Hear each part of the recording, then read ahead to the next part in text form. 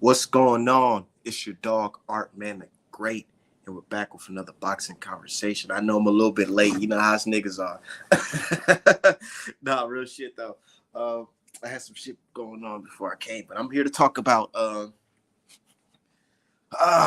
here to talk about undisputed. What does it even mean these days? You know what I'm saying? Because it's like one day undisputed is something that's major, and then the next day undisputed is just it's whatever. And the reason why I say this is because I just noticed that bar is set so high for some folks and the bar is set super low for some other folks. You know what I'm saying? Shout out to my dude Southern T. He said LOL. The title, nah, real fucking shit. Let my people know we ain't here live though. Real shit, because we gonna cook. We gonna cook. I know you don't cook sushi, but we gonna eat some sushi tonight and some wasabi. You know what I'm saying? We gonna chop it up. Hold on, we definitely gotta chop it up. Let my people know we ain't here live right the fuck now. Man, this shit's funny as hell to be honest. Hold on, let me let my people know we ain't here. But yeah, the title. Damn, what did I even name this shit? I'm over here laughing. The title is a new undisputed run better than Haney and Charlo. I think the fuck not. Let's break that shit the fuck down. We pulling up box recs and all that shit. Let me get my folks up in here though. YouTube right now talking about a newie.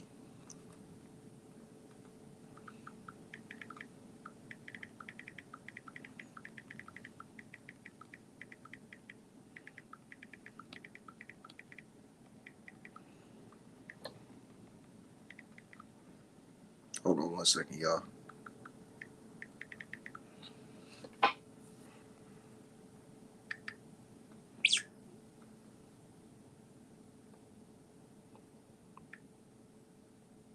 Okay. Anyways, yeah.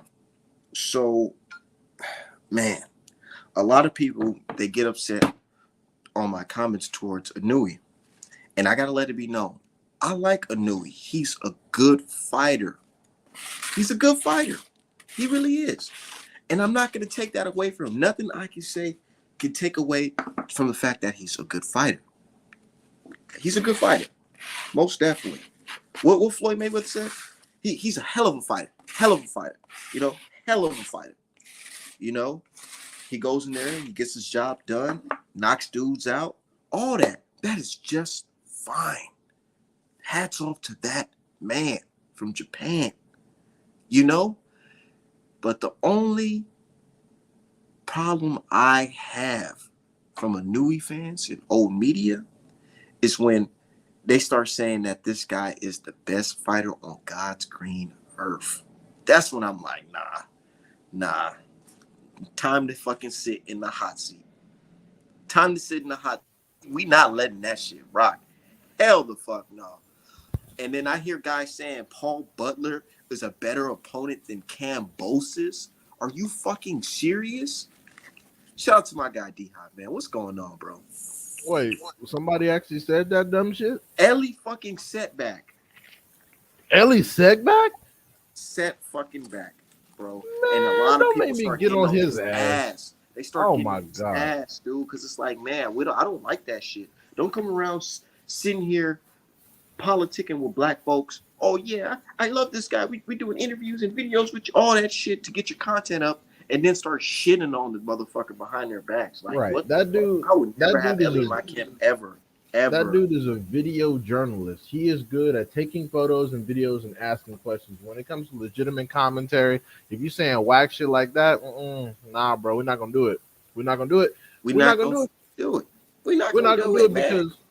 because what? Paul Butler got over on Casemiro. Casemiro didn't handle business, but let's not. I mean, fucking because he got over on fucking Sultan or whatever.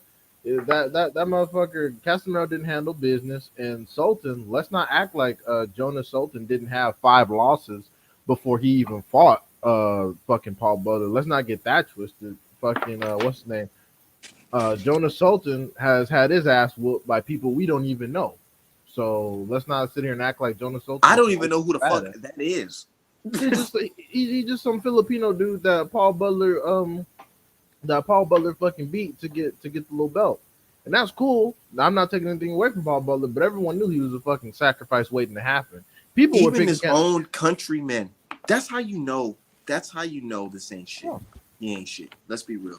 Because the fact that you got people from the UK saying, "Man, mate, hats off to Butler, but he's gonna get ice, mate. He's gonna get sparked the fuck out, mate."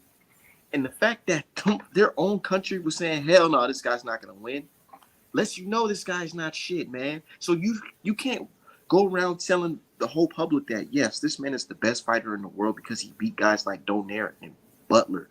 And when we say Donaire, we can't just say, oh, he beat a fucking prime Donaire. No, he beat a motherfucker that's so damn old. And the fact that this guy fucking gave what's his name? Inoue face altering fucking damage lets you know this guy is not the best fighter in the fucking world, bro. and also When it comes, yeah, go ahead. Oh, I'm sorry. I was just gonna say, let's not get it twisted. We're not even just talking about the second Donaire fight. Donaire was old and past it the first time. The first fight, bro. Yeah, no, Didn't like that people shit say, go all 12? Or am I tripping? no, it did go all 12. And keep in mind, one of Inoue's best punches is the left to the body. Donaire got dropped and got back up. So, and keep in mind, like I keep having to remind people, Nicholas Walters did in 6 rounds what it took Inoue the 2 fights to do. 2 fucking fights. And then it's not like the fight was back to back, was it? No, they took a lot of time off. Actually, Donaire came back and whooped some ass and got another belt again. That's the only reason why he was even able to get undisputed off fucking Donaire and Butler, because Donaire fought his way back to a title against some random Frenchman. Bro, Donaire's so fucking old, I can literally plug up my Xbox 360, fucking 60, and play with Donaire on Fight Night Champions, bro, which came out fucking 12 years ago. Come on, funny, bro. This is my motto. If you're in fucking Fight Night Champions and you're boxing today, you're too old to be fucking boxing. It's funny because the same people that will give Inoue credit for this were shitting on Spence for making the Pacquiao fight, despite the fact that Pacquiao had the same career arc as fucking Donaire. He was older, lost his belt, fought his way back to get another one. The difference is Pacquiao beat fucking Keith Thurman. Donaire beat fucking Donaire beat this nigga. He beat Nordine Abwali, a Moroccan nigga. Exactly. Exactly. No. Now look, I'm gonna say this. Personally, if I had to pick between Usyk and Inoue as the best fighter on planet Earth, I would pick Usyk. But if you want to say Inoue is P for P because Crawford's acting like a bitch, that's okay because Crawford isn't behaving like P for P.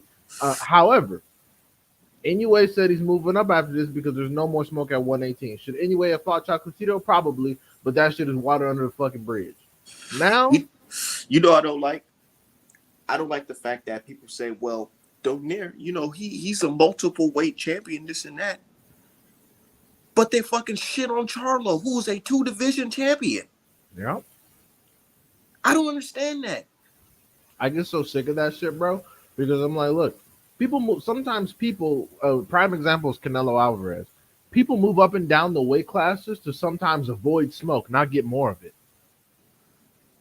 Like, I don't understand, like, for example. Wait. How? Go ahead. My bad for cutting. I was just going to say, for example, someone told me, I'm not going to say who, someone told me that Keyshawn's team is considering going back down to 130.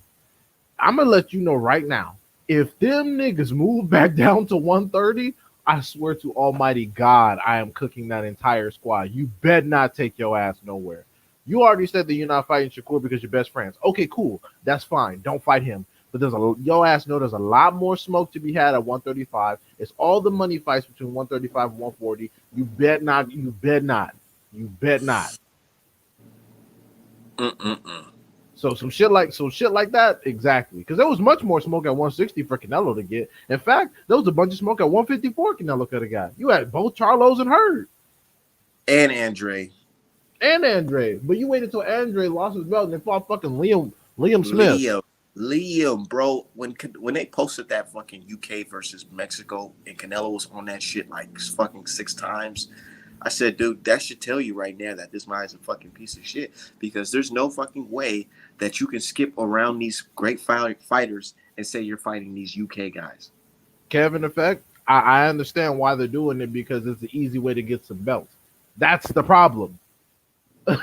That is the problem. Now, I'm like I said, I mean, I respect your opinion. I'm saying I'm cooking. You don't have to cook with me, but I'm personally cooking, especially you talking all that good shit, talking about he ready. He talking about going down?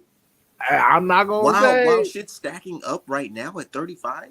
I cannot confirm or deny the source, but that's some of the streets is saying that. That's another topic for another day. But back to Inoue, man. Inoue is not a bum. Inoue is not a terrible fighter. My only problem, once again, is you're saying that he is better than some of the best fighters out on this fucking planet, bro, in this game right now. Skill for skill wise, I do not think he's a better fighter than Terrence Crawford. Skill for skill wise, I do not think he's a better fighter than Errol Spence.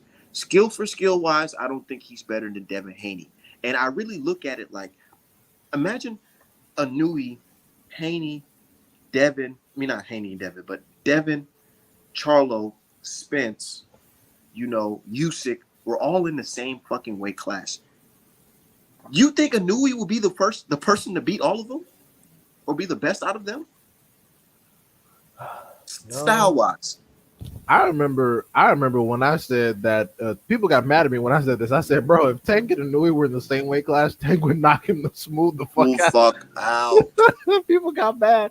They were like, no. I was like, bro, why do you want him to jump up that many weight classes? Nigga, why the fuck you want our fighters to jump so many damn weight classes? I thought he was pound for pound. But people switch that up. For some people they give credit for jumping up in the weight classes because that's all they have. Like, for example, like dudes like Chocolatito, with all due respect, he's fought in the 4 tiniest weight classes, sure, but his names only up until around 115 is when you start getting to the names. The only name they have for Inoue is fucking Donaire. Because what, Emmanuel Rodriguez, Payano, those dudes, those are the only names y'all have. So y'all can't criticize other people on resume, but then give Inoue a break because he's moving up away. Moving up away and smoking who? Who are these fucking people? Because I guarantee you right now, if let's say who we got? Okay, yeah. Let's say Tank drop back down to 130. Y'all would call him a fucking duck. Because he can't make 130. Y'all would say he's ducking real smoke and just wants to destroy everybody. Especially because when Shakur left the weight class suddenly, y'all said he might as well leave because there's no real smoke down there. But then y'all want to give credit for the weight classes thing. So it's like, what are we doing? Look, check this out. I like Inoue, but his best win is fucking Donaire. The Donaire so fucking old, bro. It looked like they're about to. It looked like they're about to fucking get him out of there and check him into a fucking retirement home after that second fight because he got beat up so damn fucking bad. He just looked like a motherfucker that shouldn't even been allowed to fight Inoue. But you let this guy get off some real damage on you, bro. He turns you into a fucking Japanese Forrest Whitaker, bro. What the fuck? Let's keep it 100. He turned your ass to a Japanese Forrest Whitaker, and you want to tell me that this man is the best man on the fucking planet when it comes to boxing? Yeah. Come on, bro. All that fight told me was that if Donaire was even maybe 5 years younger, he would have beat the shit out of him. Smoke. He would have smoked. Donaire versus Inoue kind of reminds me of Ortiz versus Andy Ruiz. Oh, yeah. The reason why I say that is because you're in there with it's a young guy that's in there with an older guy, and we know that the younger guy is supposed to blow this guy the fuck out. And the older guy's been knocked out twice. By somebody that people used to pick Andy Ruiz to beat.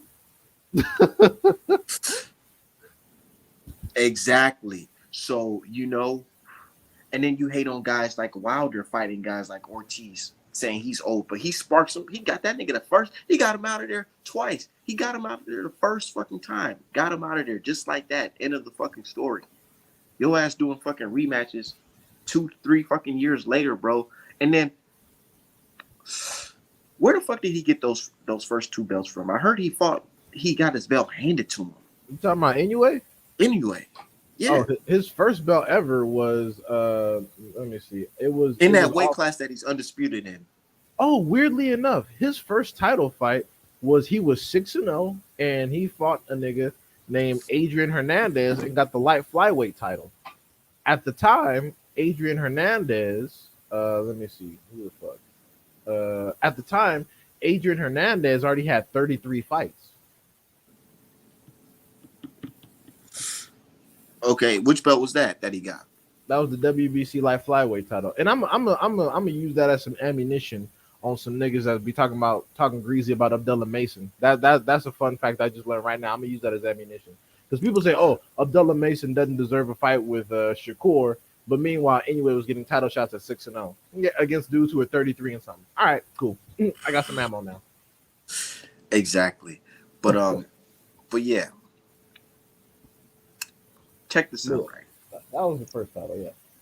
What was the other title? The other one, right after that, he did one title defense and he moved up to super flyweight and fought a nigga named Omar Navarez at 8-0.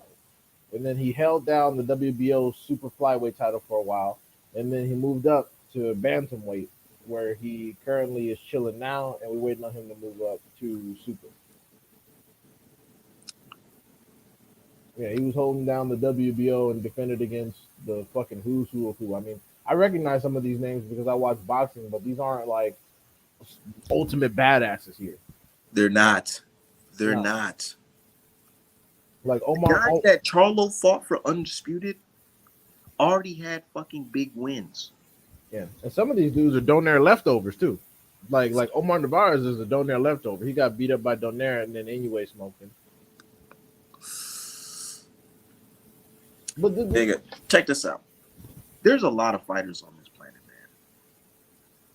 man. And we all know the best fighters on the planet happen to reside in America and sometimes Mexico. Right? And Eastern Europe. And Eastern European. Yeah. So for you to say that the best man on the planet is somebody who didn't fight a Black American, or has he even fought a Mexican like that? A prime Mexican?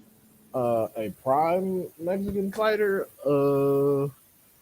I don't think any of these dudes have been. Let me see. Adrian Hernandez, I think, was the first and only Mexican fighter that he fought. And okay, so you fought a Mexican, but you never fought a Black American? And this is the dude that got knocked out by somebody that he already had 2 losses and been knocked out twice by people that we don't even know. So exactly. So he ain't fight nobody in prime that haven't been fucking stopped. But check this out. This man Inoue admitted. He says, "Man, I've never trained, nor sparred, or fight a Black American." And you want to tell me that this is the man that's the best fighter on the planet? Really? Really? And then you're so confident that he can beat one of the best active Black American champions we have now, Fulton. It just doesn't sound believable to me. I really like the kid, but he got a lot of work to do. He really does have a lot of work to do. He's fucking 29, man. And I'm telling you right now, if he was to move up to like what, 130, 135, and fight guys like Gervonta Davis, Devin Haney, or whatever, he'll probably get starched, bro. Let's keep it 100. But the only reason why he was saying some shit like that is because we was putting some extras on the Fulton fight. But that's why when I posted, I was like Ruiz Salim should be his first fight at 122. You was like, he'll get smoked. I was like, nah, shh. I was like, nah, don't tell him. Don't tell him. Don't tell him. Like, bro, it don't even have to be Fulton, nigga. You would get your ass smoked by a lean too, bro. Like, don't tell him. Don't tell him. Let it happen. That's the problem. We be sounding the alarm on fighters, and then dudes be getting put on notice, and they don't fight them. So I'm like, just let it happen. Let them think Aleem is some sweet, and then go in there and then Yo, get knocked D-Hop, out. you not right, bro. You not right, bro. You be doing that shit a lot, yo. Yeah, I know. I'm bad. I gotta stop. I be sounding the alarm on niggas. Next thing you know, they can't get no fights.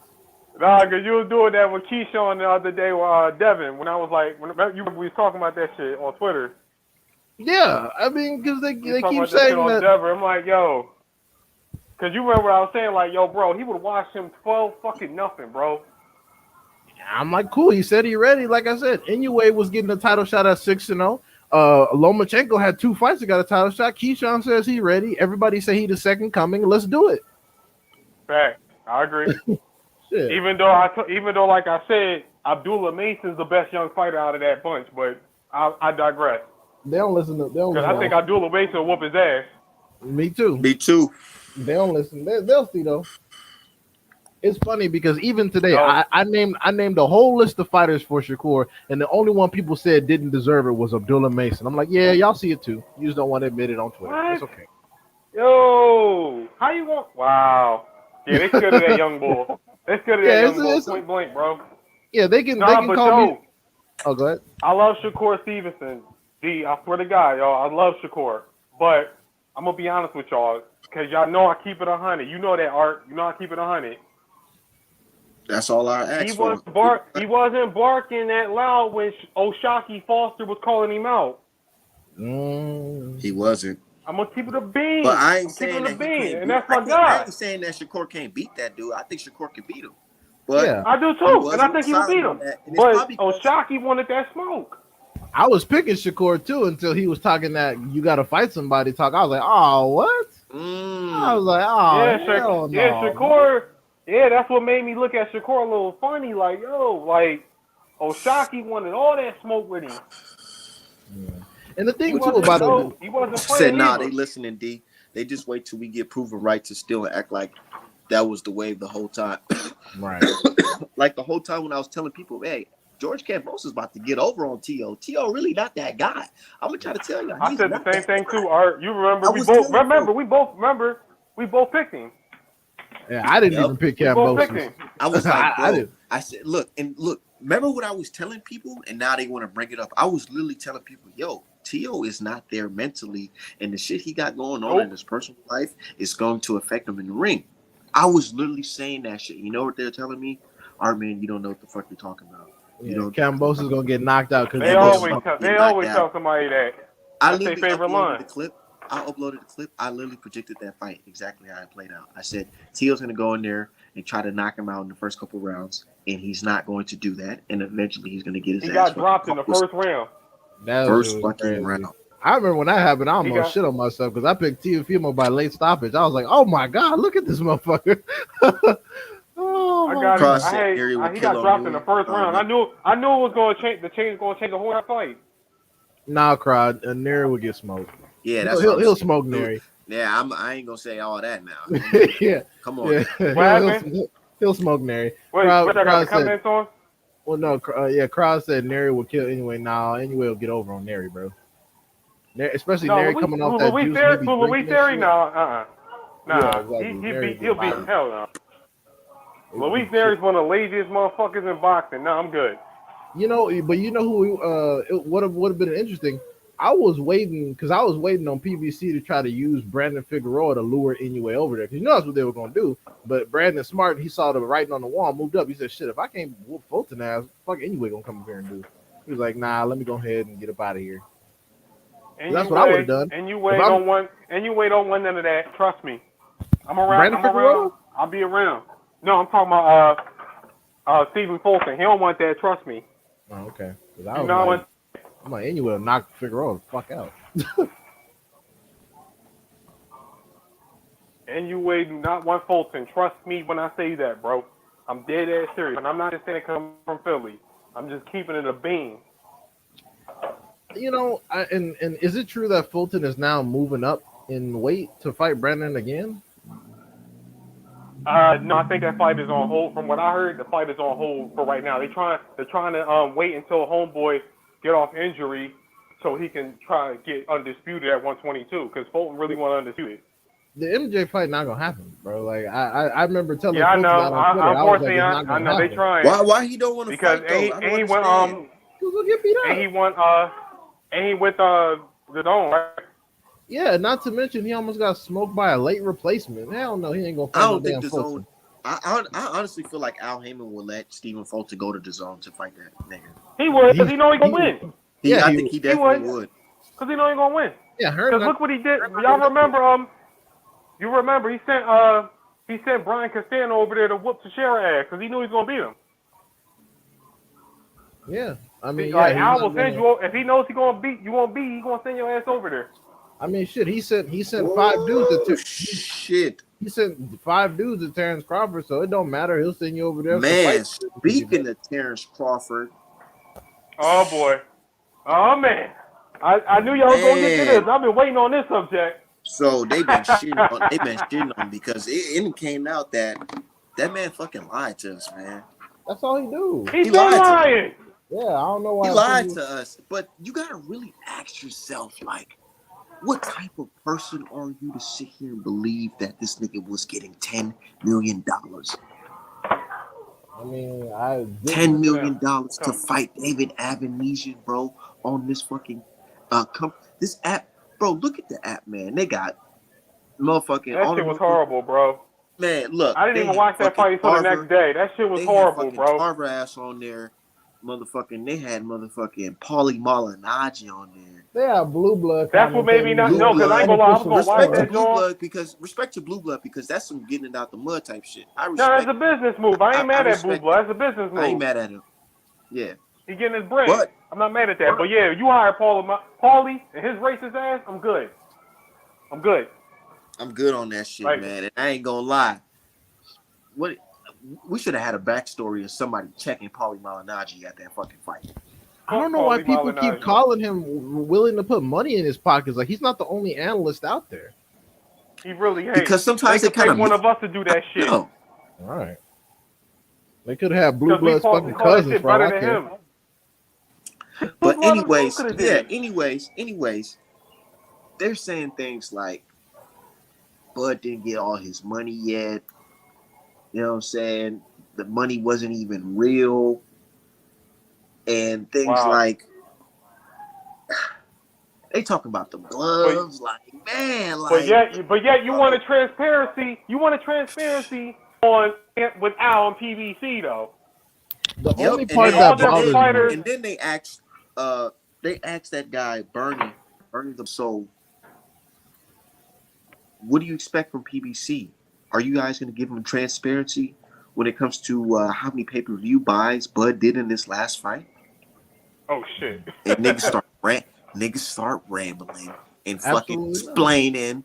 Oh Lord! But let me say 2 things. The fact that Errol Spence Jr. has not announced himself moving up in weight already bothers me enough because that means he's still entertaining Terrence Crawford. Now this next time around, Al Heyman and fucking Spence, if you can fucking hear me, pay attention.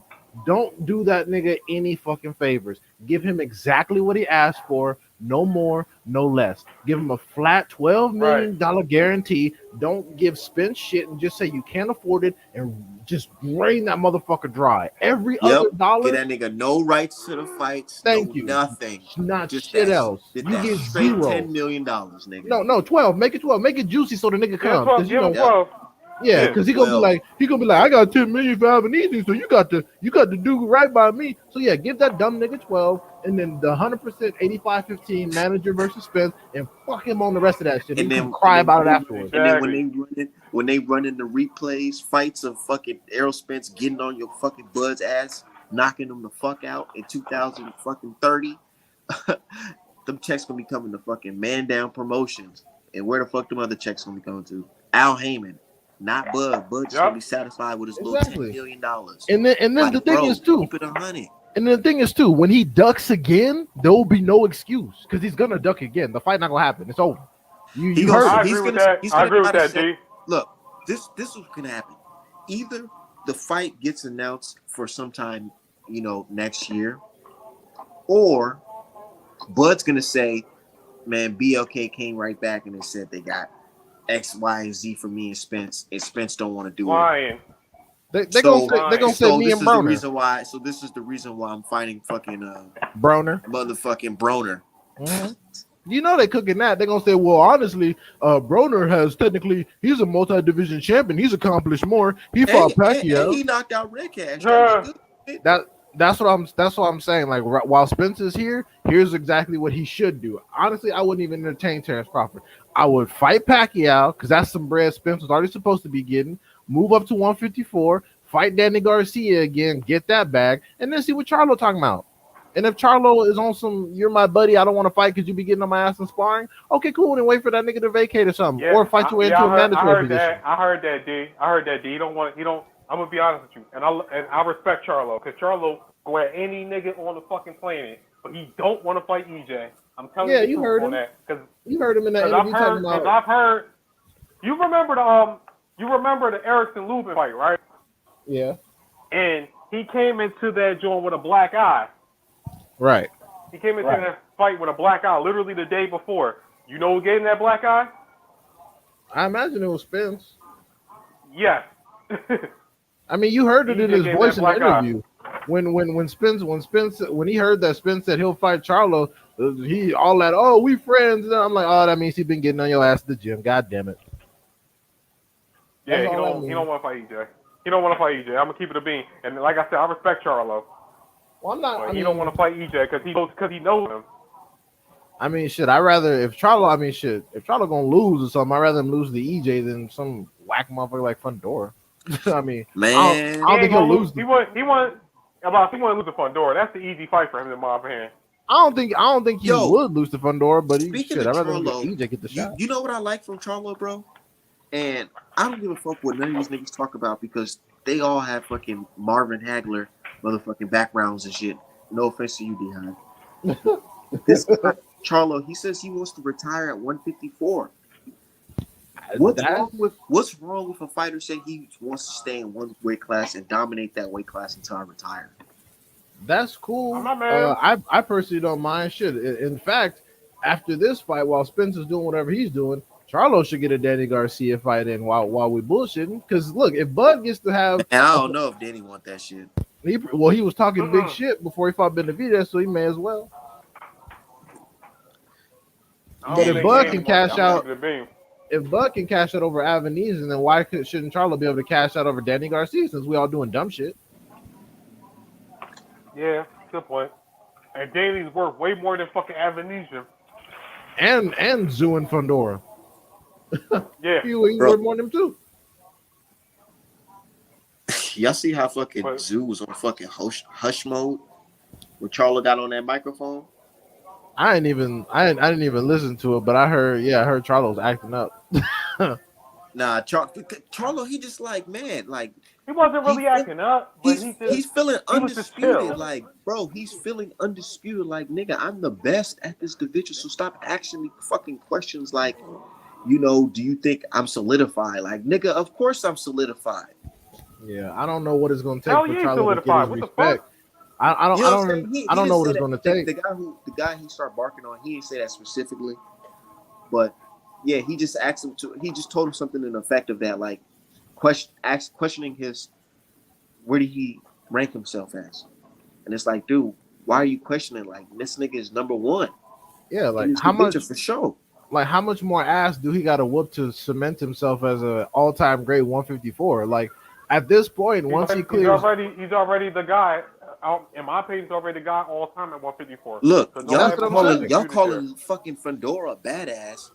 This nigga Fundora had a war with Lubin. This nigga slept him in one fucking round. And he had a war with Sergio Garcia. Like, what are we talking about here? Honestly, he had a war with Jamonte Clark. He had a war with Jorge Cota, if we're being real. He had a war with Carlos Ocampo, and Earl knocked him out in one round. One punch, too. Bro, that fight was so whack, I fucking forgot about that shit. Yeah, bro. I mean, I'm just like, how much more? It comes to a point where, okay, you guys are certifying all these dudes who haven't accomplished anything, but Charlo has done everything that y'all asked of him. He's fighting people y'all swore he was going to do. Get paid fucking free. and he's knocking these dudes out. He's smoking. He's doing it pad free. This is what I want from a champion. A champion that can fucking box and bang and fucking. I was about to say undefeated. He might as well be undefeated because he fucking avenged that loss. Right. He avenged all his losses as well. He won that fight. He won that fight honestly against Tony Harrison. That first one. He won that shit. You think so? Yeah, I think he outboxed Tony Harrison the first one. I had him win 7-5. That's what I had. But I'm not gonna lie to you. I'm glad he knocked Tony Harrison out the second one because I had Tony up toward the 11th. I did too. I ain't gonna lie. I was like, oh fuck. Bro, wasn't that a crazy ass fight? Because it's like, okay, the first one was like, damn, okay, I can see what people say he gave it to Charlo, really. But the second fight, it was looking like, yo, Tony was in that second one. I'm not even gonna catch. He was outboxing you. Yeah, Tony was getting his ass too. He was landing all kinds of straight rights and left hooks. I was like, damn, Charlo, move your fucking head, dog. Jesus Tony Christ. was in his bag in that second fight. I ain't gonna catch. That's why he whooped Sergio Garcia's ass cleaner than Fundora did. Fundora was in there. Fundora was fucking leaking in the fourth round, had a bloody nose and all that. I'm like, oh my god, bro. Getting whooped by niggas from Spain. Fundora Fundora don't know how to fight his size, yo. He don't know how to fight his size. He don't. That's why when people used to say remember when they talking about him versus Earl Spence, I was like, I told people a long time ago, even before the Ocampo fight, Earl Spence will dog the shit out of nigga, I said, bro, if I were he would dog the shit out of fucking Fundora. If I were Boots, I would say, fuck this 147 run, nigga. Let me go smoke Fundora at 154 since y'all saying he the man. I come for Charlo. Nah, I mean, don't get me wrong, that'd be cool, but not only would Boots be in the same situation, Fundora probably wouldn't fight him because he'd say you put in no work in the division, and also he would give up his number one spot at welterweight when the belts are about to become free. Because they told Devin Haney to do that same thing, and if he had listened and threw that belt in the trash, he wouldn't be where he is today. He'd be stuck at 140 with no fight. Yeah. Man, it's gonna be crazy. Devin Haney really he really the achievements because he's gonna get his opportunity, y'all. He's gonna get his opportunity. He's gotta be patient. Devin can move up. I like the way how he's like free promotion. I mean, free agent. Like, you know what I'm saying? Fighting on the zone, fighting on Showtime, fighting on motherfucking Top Rank. You know, because people say that Devin is afraid to go to Showtime when he's already had fights there. Yeah, that's what I found out about that. He started there. What are they talking about? Yeah, they don't do their research. They just suck a dick. That's all. Man. They don't do any research. First when he was on the zone. Fucking started at Showtime.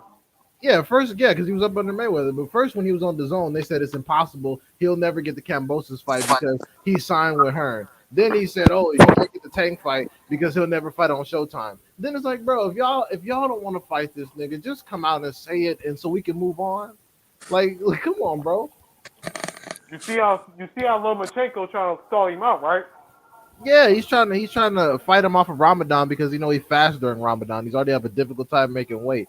I'm like, Loma, you already got two losses and a third one you should have got, my nigga. Just come and lose again so we can move on. I'm sick of you. I'm tired of hearing your fucking name. I want you to get beat up and retire. Hey, that tweet you tweeted earlier was funny as shit. Which one? He said Loma sitting at the crib, mad as fuck he lost to this nigga.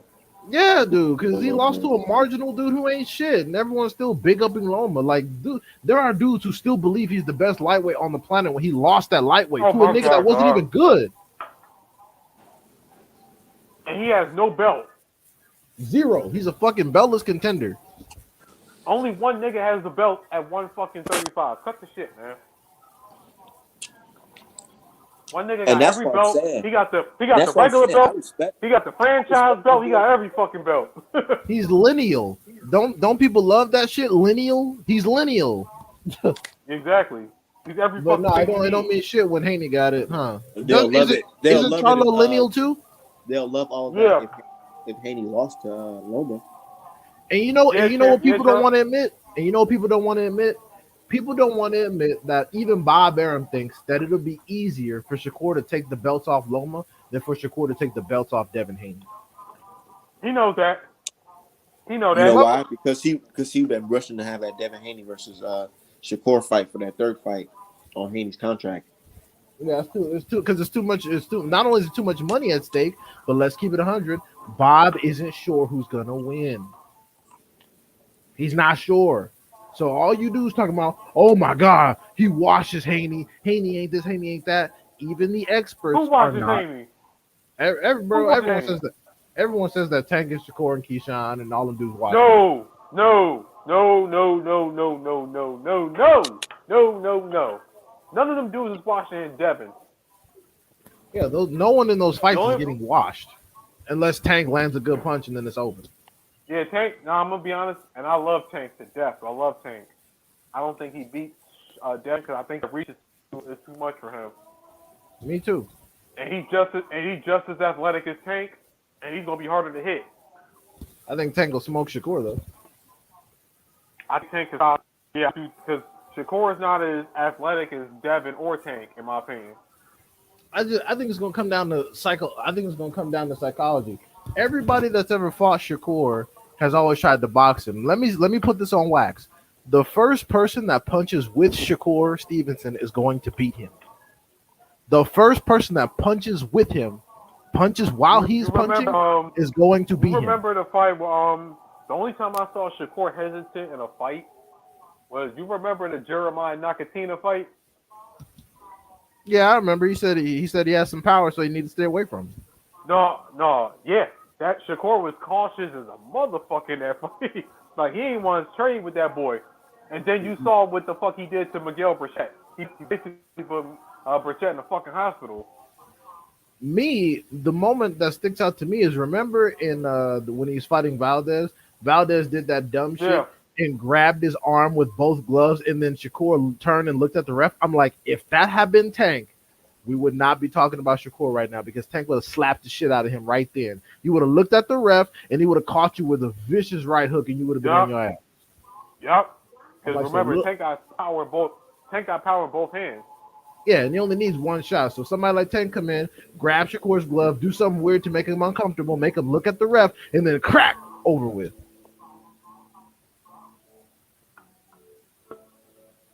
But yeah, D, I want to get back on that this Terrence Crawford thing real quick. I want to get back on that because I was in contact with a lot of people around that time, when they was negotiating that fight, bro. Bro, this nigga Terrence Crawford was going missing for 2 weeks at a time, bro. Cause they would send him. I'm gonna tell you step from step what happened, bro. Cause you know I ain't been on here in a minute, and I ain't gonna explain everything on Twitter. Look, he asked for a contract. They sent it to him, and then he asked them to revisit that. I mean, they asked him to switch some things that he asked for. They did that. They sent him a second contract, but then when they were expecting to hear from him, bro, he went 2 weeks without responding to them. And then he came back again and asked for another revisiting. This is when no guaranteed money came in, because at first they started with 15 million guaranteed at first. He asked for 22, and then they dropped it to 10. You know what I'm saying? Right. Yeah. No, I heard this video, and none of it surprises me. Like, all this information came out, none of it surprises me. But the thing is, though, like, people don't know, he was going missing. He didn't respond to them at any moment for 2-3 weeks at a time. That's because he was negotiating Avanesian. Because Avanesian, they had to pull him out of a fight. Exactly. Avanesian had a fight date in November, and he was going back and forth negotiating. That's why all these weird dudes talking about, oh, it was a last minute thing. I'm like, nothing on earth involving $10 million is never last minute. It's $10 million fucking dollars. Like you said, and like I know, he went those 2-3 weeks. He did that 2 different times when they sent him a contract. He was going missing, like you said, and like I know, he was fucking negotiating that fight. It was the last minute fucking thing. That's a bunch of fucking lies, again, from his team. Because I mean, it just seems like his fucking team's just like lying. Bro, his team full of dumb niggas, bro. Somebody said, "Oh, Errol Spence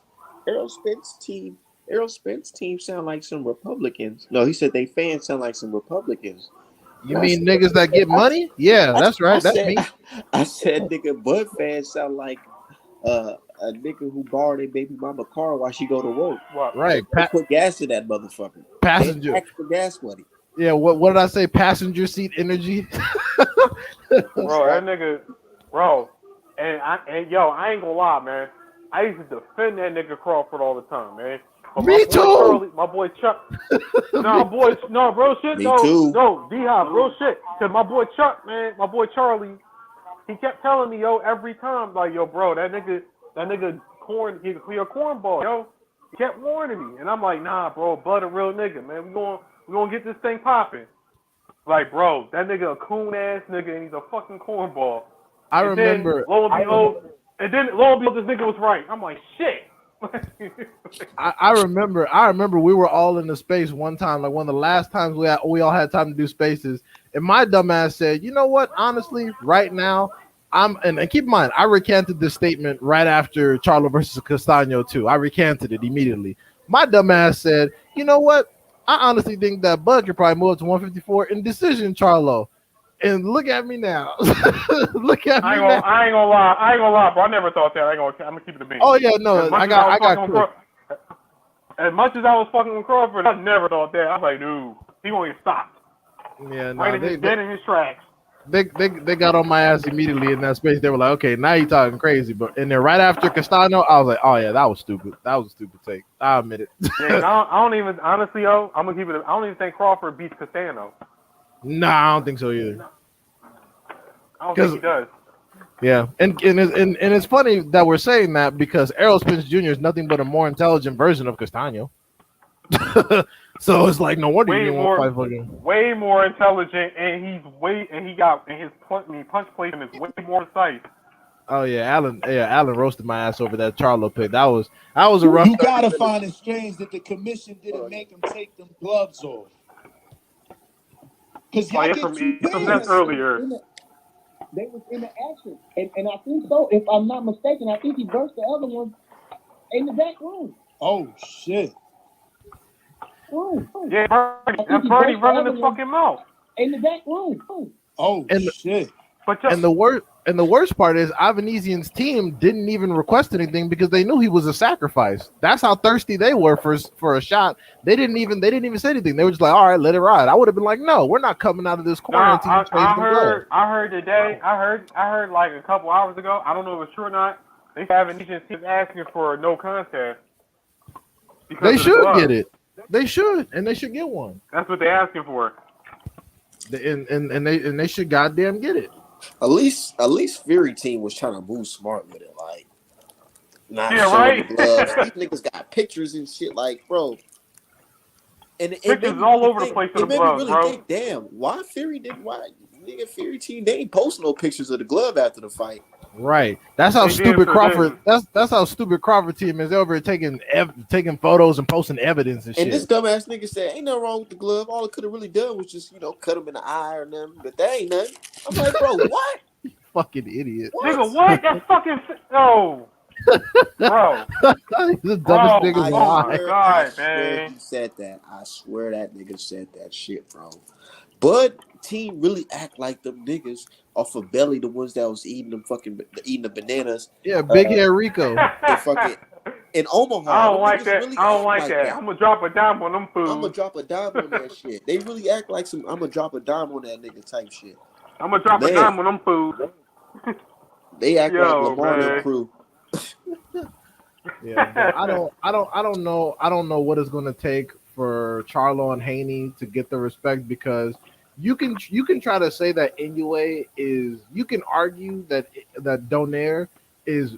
You can try to say that Donaire is better than anyone. I heard y'all talking about that earlier before I got on.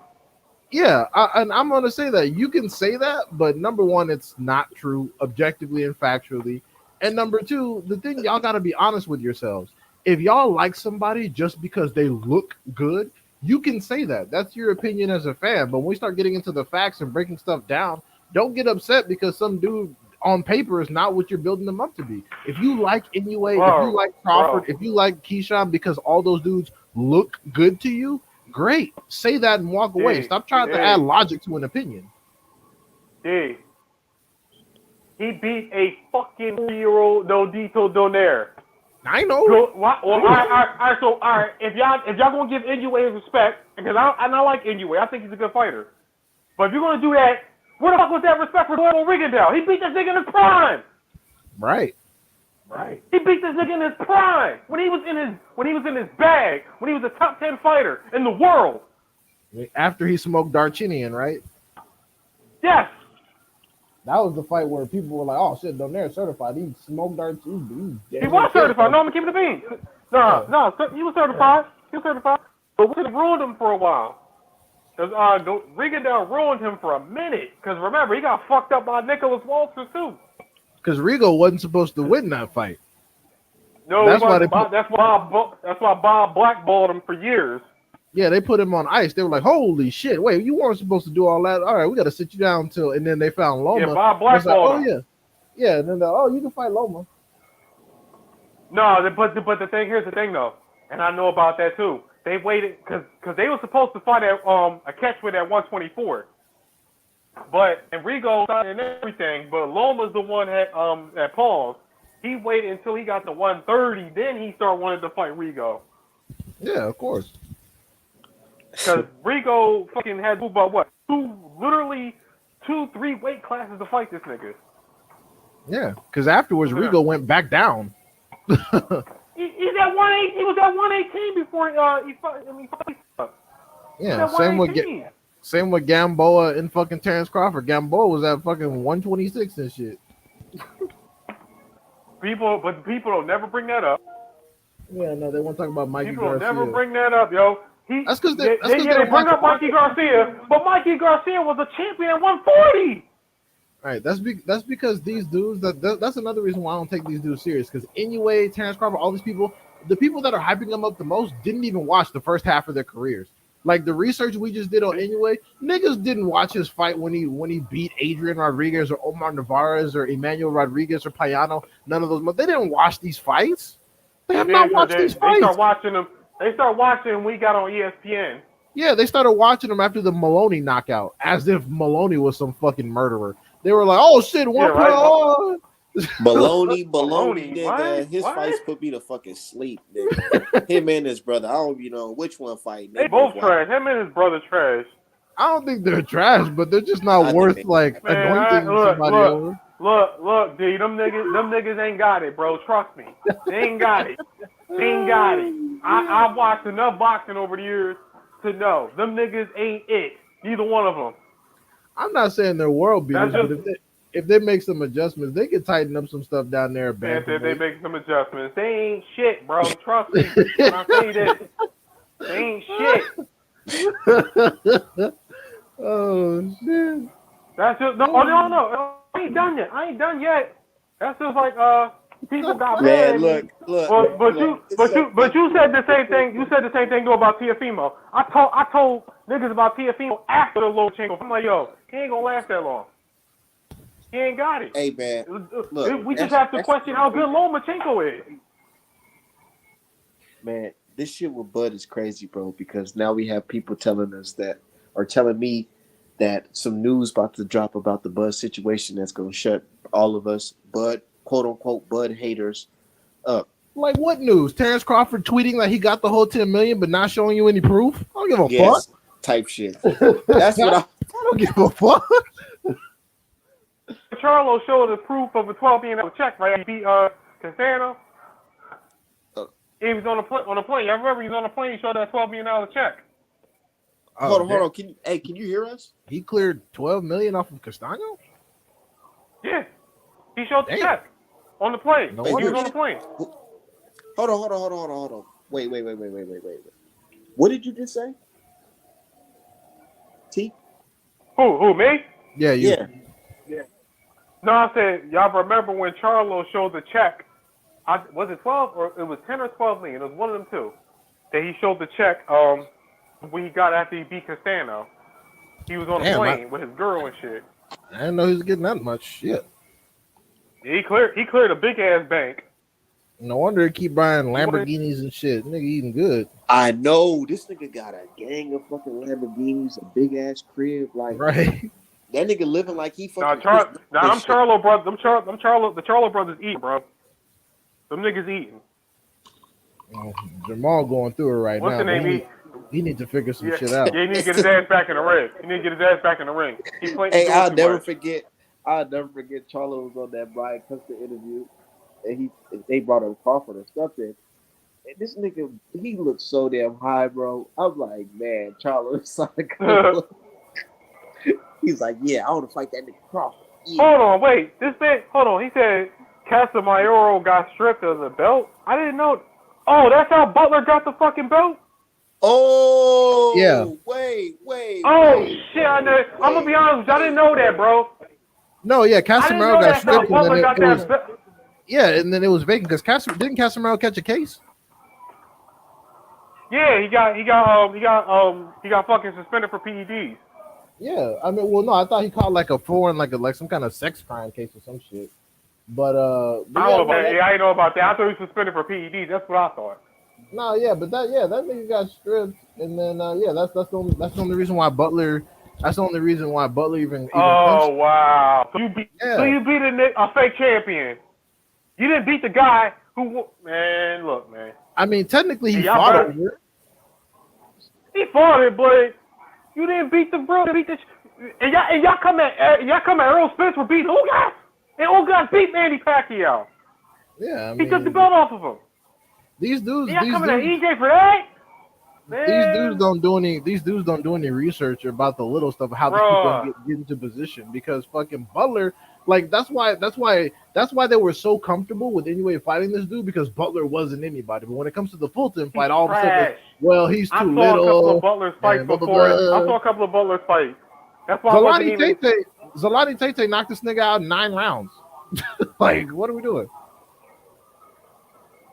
Man, look, bro. This is ridiculous, man. This is absolutely ridiculous. Like, the way they be fucking hyping up these dudes, like, this shit is ridiculous. But y'all shit on the niggas who put in the real work. Yeah, people who have already put in the work. People who already done. You shit on Earl Spence. You shit on Earl Spence. You shit on Charlo. You shit on Haney. You shitted on Deontay Wilder when he was a champion. And everybody can sit right there and cap all they want. Them niggas were afraid to fight him. Yeah. Only person who stepped up to the plate was Luis Ortiz. Right. A guy y'all said was too old, but when Andy Ruiz, when it was his time to fight him, man, that's a great cracking fight. But dudes don't remember. The only reason why Wilder even entertained Luis Ortiz was because when AJ was on top and they was sucking his dick, everyone was saying that Deontay Wilder had never fought a real boxer with power, and that Luis Ortiz would run him over. Dude, he was like, "Oh, word? Okay, cool." I swear, I remember. Send him over. But but here's the thing though too. Hold on, 1 second. One second before you cook. I still remember, man, being at my mom's crib watching that fucking Ortiz versus Wilder. And I was fucking scared for Wilder at a point, because I remember everybody saying, yo, this is the first time Wilder's going to fight somebody that knows how to box, and he has power, and he comes from the Cuban school, and he has the amateur background. And then when Wilder smoked him, that motherfucker became old overnight. Crazy how that works. Yeah, that's what they do. It's the same as Kambosos. When they thought Loma was gonna get the Kambosos fight, Kambosos was the man who beat the man. But when they found out Haney was getting, he's a paper champion, and everybody was like, okay, Yep. all right, niggas. Nah, but yo, going back to that Wilder point. But yo, here's the thing though. Y'all remember AJ ducked Luis Ortiz. AJ ducked Luis Ortiz, and so did Tyson Fury. Yeah, they both didn't want to fight that. I mean, AJ ducked Wilder, so who are we kidding? Yeah, really. And they remember Wilder was willing to accept a $15 million flat fee to fight this nigga. Yep. And it's funny because I got the article, screenshot of the article where the DAZN executive admits that he fumbled the $100 million deal. And I'm like, you don't fumble $100 million. You just didn't want AJ to get beat up this early because you weren't going to be able to maximize his ass. And now that everybody in the world knows he ain't shit, you're just going to ride out his mental health and, keep trying to gas him up to beat Tyson Fury. But now y'all find what Usyk beating him though. Well, but of course. But y'all don't want Usyk to go anywhere near Wilder. No, they don't. And Right. that's the They crazy want part. fucking Daniel Dubois. I'm like, dude, this nigga can't even get past his jab. And I actually like Usyk though. But when he said he wanted to fight Wilder, somebody on his team got a hold of him and told him to shut the fuck up, bro. After that, because that nigga went silent after Wilder was like, okay, what's up? Because he didn't go to the Hellenius fight. Bring your ass to my fight. Yeah, bring your ass to my fight and see what's up. He didn't go to the Hellenius fight. His team said, hey, look, I understand that the public is, you hot right now, but calm the fuck down. Don't be believing what they say about him. Oh, he can't box. All that shit sound good until you get hit with some shit and you end up skating. Bro, The Fury versus Wilder at 215 like to 220 is a different beat. Look, I don't even think them niggas was boxing in that Wilder Fury 3 fight. Them motherfuckers was just plain old fighting. Yeah, it was banging on that one.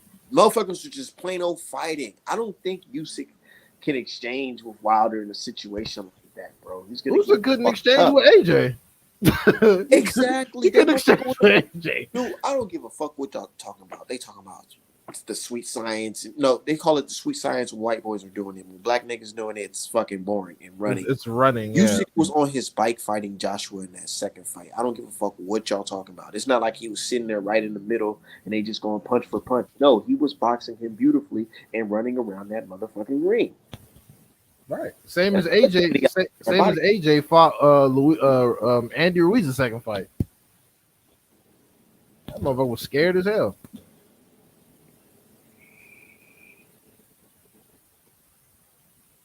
Man, oh man. It's funny, bro. Like, ultimately, though, no one is saying that, Inoue is a bad fighter. No one's saying that he doesn't deserve respect. When you're trying to anoint him as pound for pound number one and you don't know the majority of the people he's actually fought to get there, we're allowed to ask some questions. Bro, he never fought a Negro in his life. I don't want to hear you say he's the best man on God Greek earth. Like, come on, bro. What? Bro, hell no. Because imagine this. He goes in there with a guy that, after you throw your punches, he weaves those punches, slips them, and hits you back. And he has enough stamina to keep on doing that all night. You know who can do that, right? Black folks. Nigga, I don't think he can handle that type of shit. Being outboxed, being outclassed, outwitted. Come on, bro. And then imagine he goes up there and fight guys like Javante Davis, Shushu and them. Motherfucking, they'll sleep his ass. I don't give a fuck what y'all talking about. Don't let the old media hype him. He's gonna end up like Roman Gonzalez, nigga. He's gonna move up. He's gonna fight a killer and get his ass knocked the fuck out. You know what I'm saying? Not even a killer. He's probably just gonna fight some random. You know what I'm saying? A C-class motherfucker thinking shit's sweet at that new weight class to get his ass beat the fuck up. But if he don't, and if he goes in there and beat the guys, Fulton and all that, I will say he is number one then. But until then, he's just the best fighter from Japan. Yeah, and and the funny thing is, people think that it's the lack of American fighters in those weight classes is why we're not anointing him, and it's like it's not even that, because we give Usyk his respect, we gave AJ his respect, and the heavyweight picture in America has been dry outside for Wilder, so it's not even that. It's not even about an American not being the best or not being competitive. It's about you just fighting some of the people that we know. Like, for example, if Inoue had even fought and beat Chocolatito, then we would be like, okay, yeah, certified. But he didn't even fight him. He didn't even fight Chocolatito. And Chocolatito was another dude y'all swear is the guy. So, like, what the fuck? How come all your guys can't fight each other? What the fuck is this?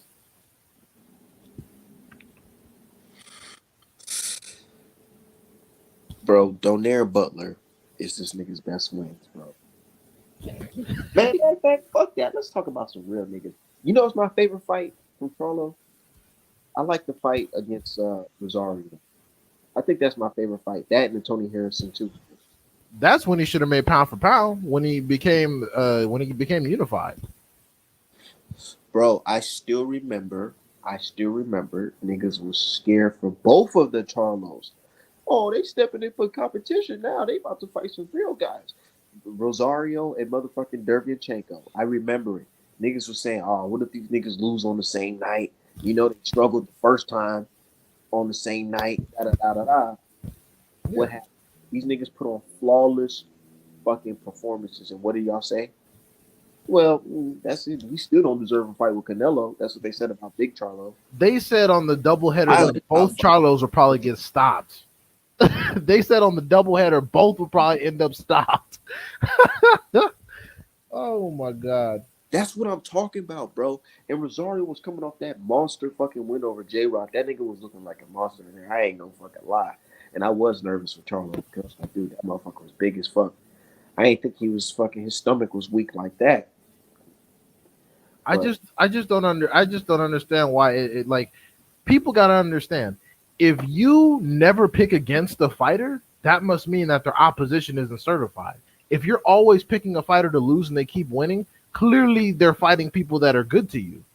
And that's why, you know what you just said right there, D-Hive?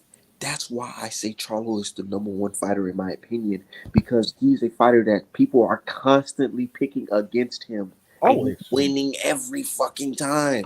Yeah, he doesn't even. Bro, I swear it pisses me so much. It pissed me off so much during the when people talk about fighter of the year, fight of the year when it comes to this year. I'm like, yo, how y'all gonna say that Charlo didn't do something great? You motherfuckers sat here and told us that Castano was gonna beat him because Charlo couldn't take the pressure and this and that, and Derek James don't know how to teach niggas how to whatever. They was saying they was fucking clowning Derek James, all types of shit. They said Charlo would get stopped. They said get stopped. La Raza Twitter was picking Charlo to get stopped. And then when Charlo went in there and made that motherfucking crumble, what happened? Look, and you wanna know how Castano was really feeling himself and getting the energy off the people? The motherfucker had 2 flags on his motherfucking trunks. Argentina and Mexico. And he was wearing Canelo's gloves. And he was wearing Canelo support. Oh my God.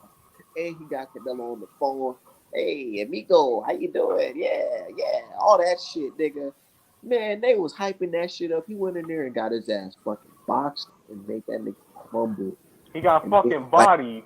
And now they want to say, well, Bam's the best fighter of the year. Nigga, Oh Bam, my fucking god, bro. out my face with this shit, nigga. Bam and fucking inoue, man. Fuck out of here. Again, fighting dudes that you're not picking, that you're not giving a shot to beat them. They're old as fuck with a bunch of wars and mileage on them. I tell you what, if Fulton had fought them same niggas, he would give no credit. Exactly. You get no credit. They wouldn't be getting no credit. Yeah. Oh yeah, y'all remember when Deveryachenko, everybody was picking Deveryachenko to beat Charlo, right? Of course. Yep. Yeah. I sure do. Because remember Deveryachenko, he fucked Triple G up and got robbed. Man, he beat Triple G. I don't give a fuck what nobody He fucked said. him up. He beat Triple G. He beat that motherfucker. He did beat him. He fucked him up. Harvey Doc denied us of a unification. I'll never forgive that bald head motherfucker. It's just crazy how it's like the butterfly effect, bro. That shit, it really, nigga. I don't care what nobody say. When you do certain things in the ring, it really fucks up niggas' careers. It changes the outlook of the career. Like, imagine if Derevyanchenko would have got that fucking IBF belt that night, bro. It unified Charlo. People will still talk shit, but at least he'd be unified right now. Right. And that's the thing. Don't Triple G still got those belts? Yeah, sitting on them. Oh my god, man! Oh my god! And with no pressure, with no other pressure to unify, they gave Triple G the rest of his career off after fighting Canelo. Okay, you gave your O to Canelo. That's all we need you for. Don't lose again. What the fuck? Seriously, shit is disgusting. He doesn't have to move up.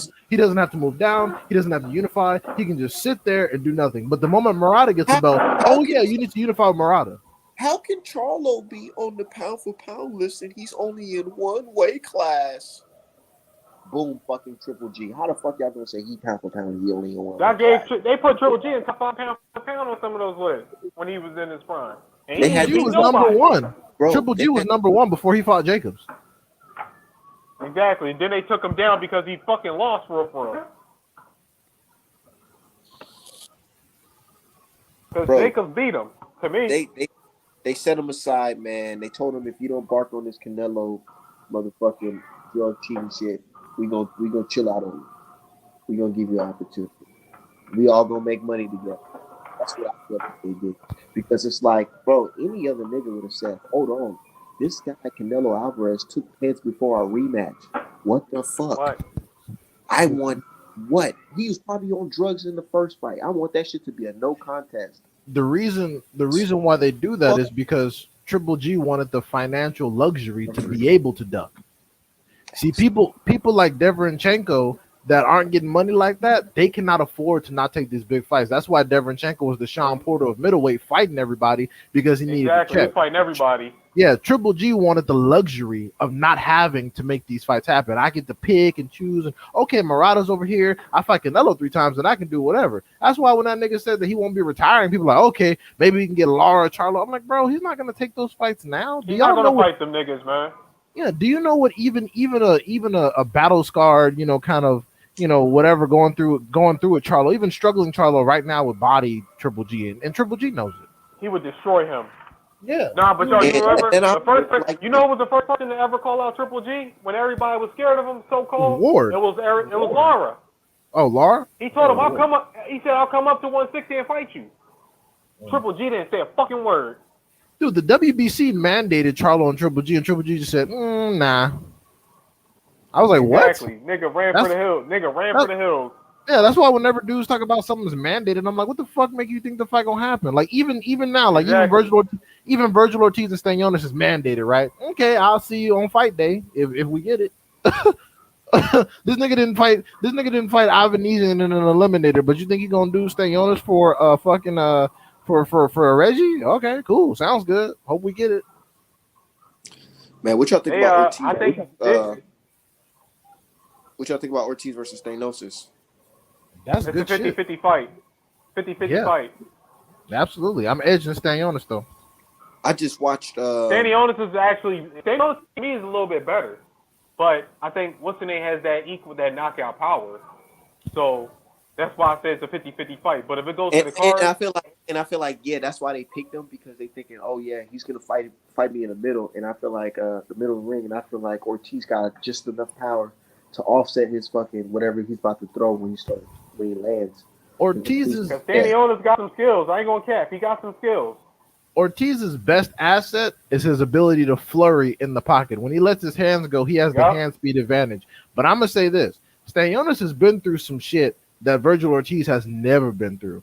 And when Stanionis actually starts, and the thing is too, when Virgil Ortiz starts to try to dog him, and Stanionis don't go nowhere, that's going to mentally test him, and I don't think he's going to be able to pass that test. He's going to get on his jab. He's going to back up, realize that all that that hardcore dog shit is not working on Stanionis, and he's going to be like, oh shit, okay, I actually got to box now, and the boxing ability is not going to be there. And I think either he's not a boxer. He doesn't have that much boxing ability to me.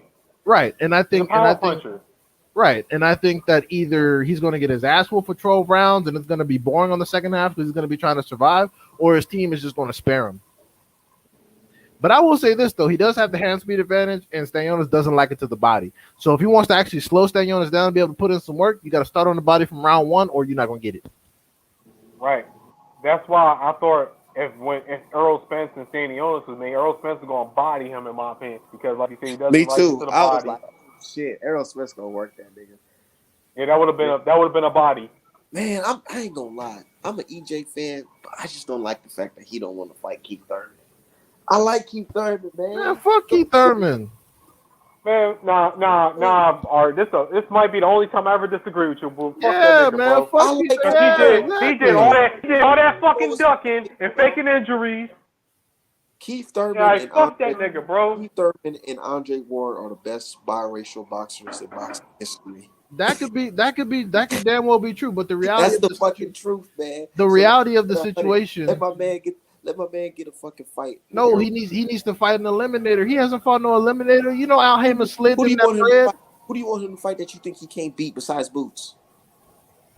Oh shit! Let me look at the Exactly. goddamn. Let me look at the goddamn Exactly. Give me a minute. Give me a minute. Let him fight Ugas. Let him fight Ugas. He'll beat Ugas. He'll beat Ugas. He'll beat Ugas. Exactly. Besides Boots, who else can beat Keith Thurman? Oh No, it's not about him I'll be getting honest, beat. It's just, it ain't it's just even about him news. fighting in the Don't be real, eliminator. Let him. Oh wait, no, This Rashidi nigga- Ellis. Bro. Rashidi Ellis. There we go. Oh yeah, I like that. I like that. Yeah. I like that one. Yeah. Wow, dude. I like. No, I like Speedy. Speedy will give him some problems. Speedy will definitely give him some problems. How come, bro? I don't understand.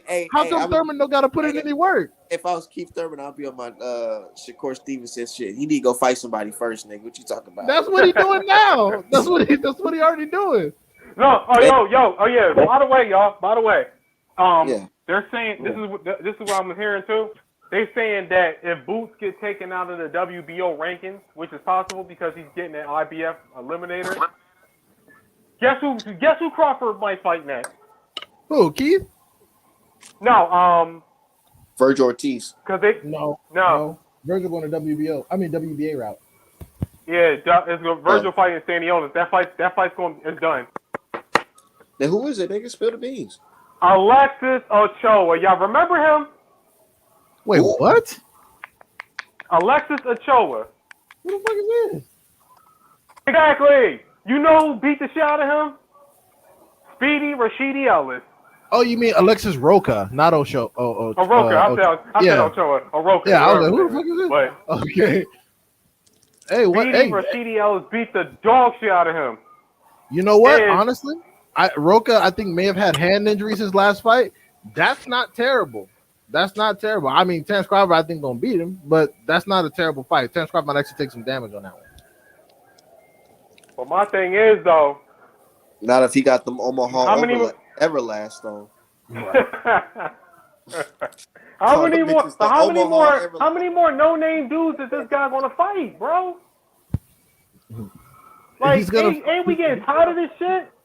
No, dude, his fans don't put any pressure on him, so he's never gonna fight anyone. He's never gonna fight anyone. No, I noticed that. I've noticed that now, bro. Ever since I've been on Twitter more, Hey. and I be watching these channels, yeah, they don't They don't never want him- they don't tell want him to to fight no anybody. competition.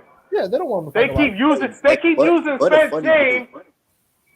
They keep What a using funny Spence' name, but they don't want him to fight Spence. Nope, not at all. Look, but a funny dude. I can see him talking to Errol Spence. Like, yeah, nigga. I mean, like, they say they got the money for us. All they want to do is just, meet up. Like, you scared or something? Like, I thought you was from Dallas. You know what I'm saying? I can hear him saying some stupid shit like that. I can hear him saying some goofy ass shit like that. And Steven Nelson right next to him saying, I think you should take that fight, bro. Like, come on, man. Honestly, I think behind closed doors, they're being honest with Terence Crawford. Here's what I think the conversation is. They're like, look, bud, you got a family to think about. You're 34 going on 35. Some things happen to you, but look at your fans. They love you. They support you no matter what you do, and you can clear all this easy bread. And I mean, come on, you pound for pound, you deserve it. They're literally telling him, don't take the risk. It's not worth it. Because then they're thinking, they're probably telling him this. What if that's your last fight? What if you get hurt and you're not the same guy? They're being real with him. No, D.I. Oh, he's going to get hurt if he fights Errol Spence. He's going to. Well, Terence He's going Crawford to know get that. That's beat why he the didn't take fuck the up. fuck. That's why he didn't take the deal. He know that. Bro, let's simplify. We're really arguing with people, Bud fans, that Niggas that work at Chick-fil-A. he should fight David Avenesian on an unknown app over fighting. I thought Undisputed mattered. That's what for I an thought. undisputed fight. I mean, I thought being the only male in Undisputed in 2 weight classes was history. That's what I thought. I remember just 6 months ago, Bud fans were talking about he's going to be a 3-weight class undisputed. The fuck happened? Now all of a Exactly, sudden, where that energy go. yeah. Now all of a sudden it's he already did it once, so fuck it. Yeah, all right. He did it in a bullshit division. And let's keep it a beam. Danny Garcia's resume at 140 was way better than Crawford. Bro, Josh Danny Taylor beat resume at Prime- 140 better than Crawford if we're being honest with ourselves. Yeah, That's yeah, right. it is. And I think it is. And I think Josh Hill is the bitch Right. because he's scared to go to 147. Oh my God, y'all see Tiafimo's post right now? This nigga's insane. Hold on. You see that? What do you say? What do you Oh say? shit! He said road to undisputed 2. He's got names: Regis Prostate, Alberto Bendejo and Josh Tater Tots. This nigga is crazy. Oh my god.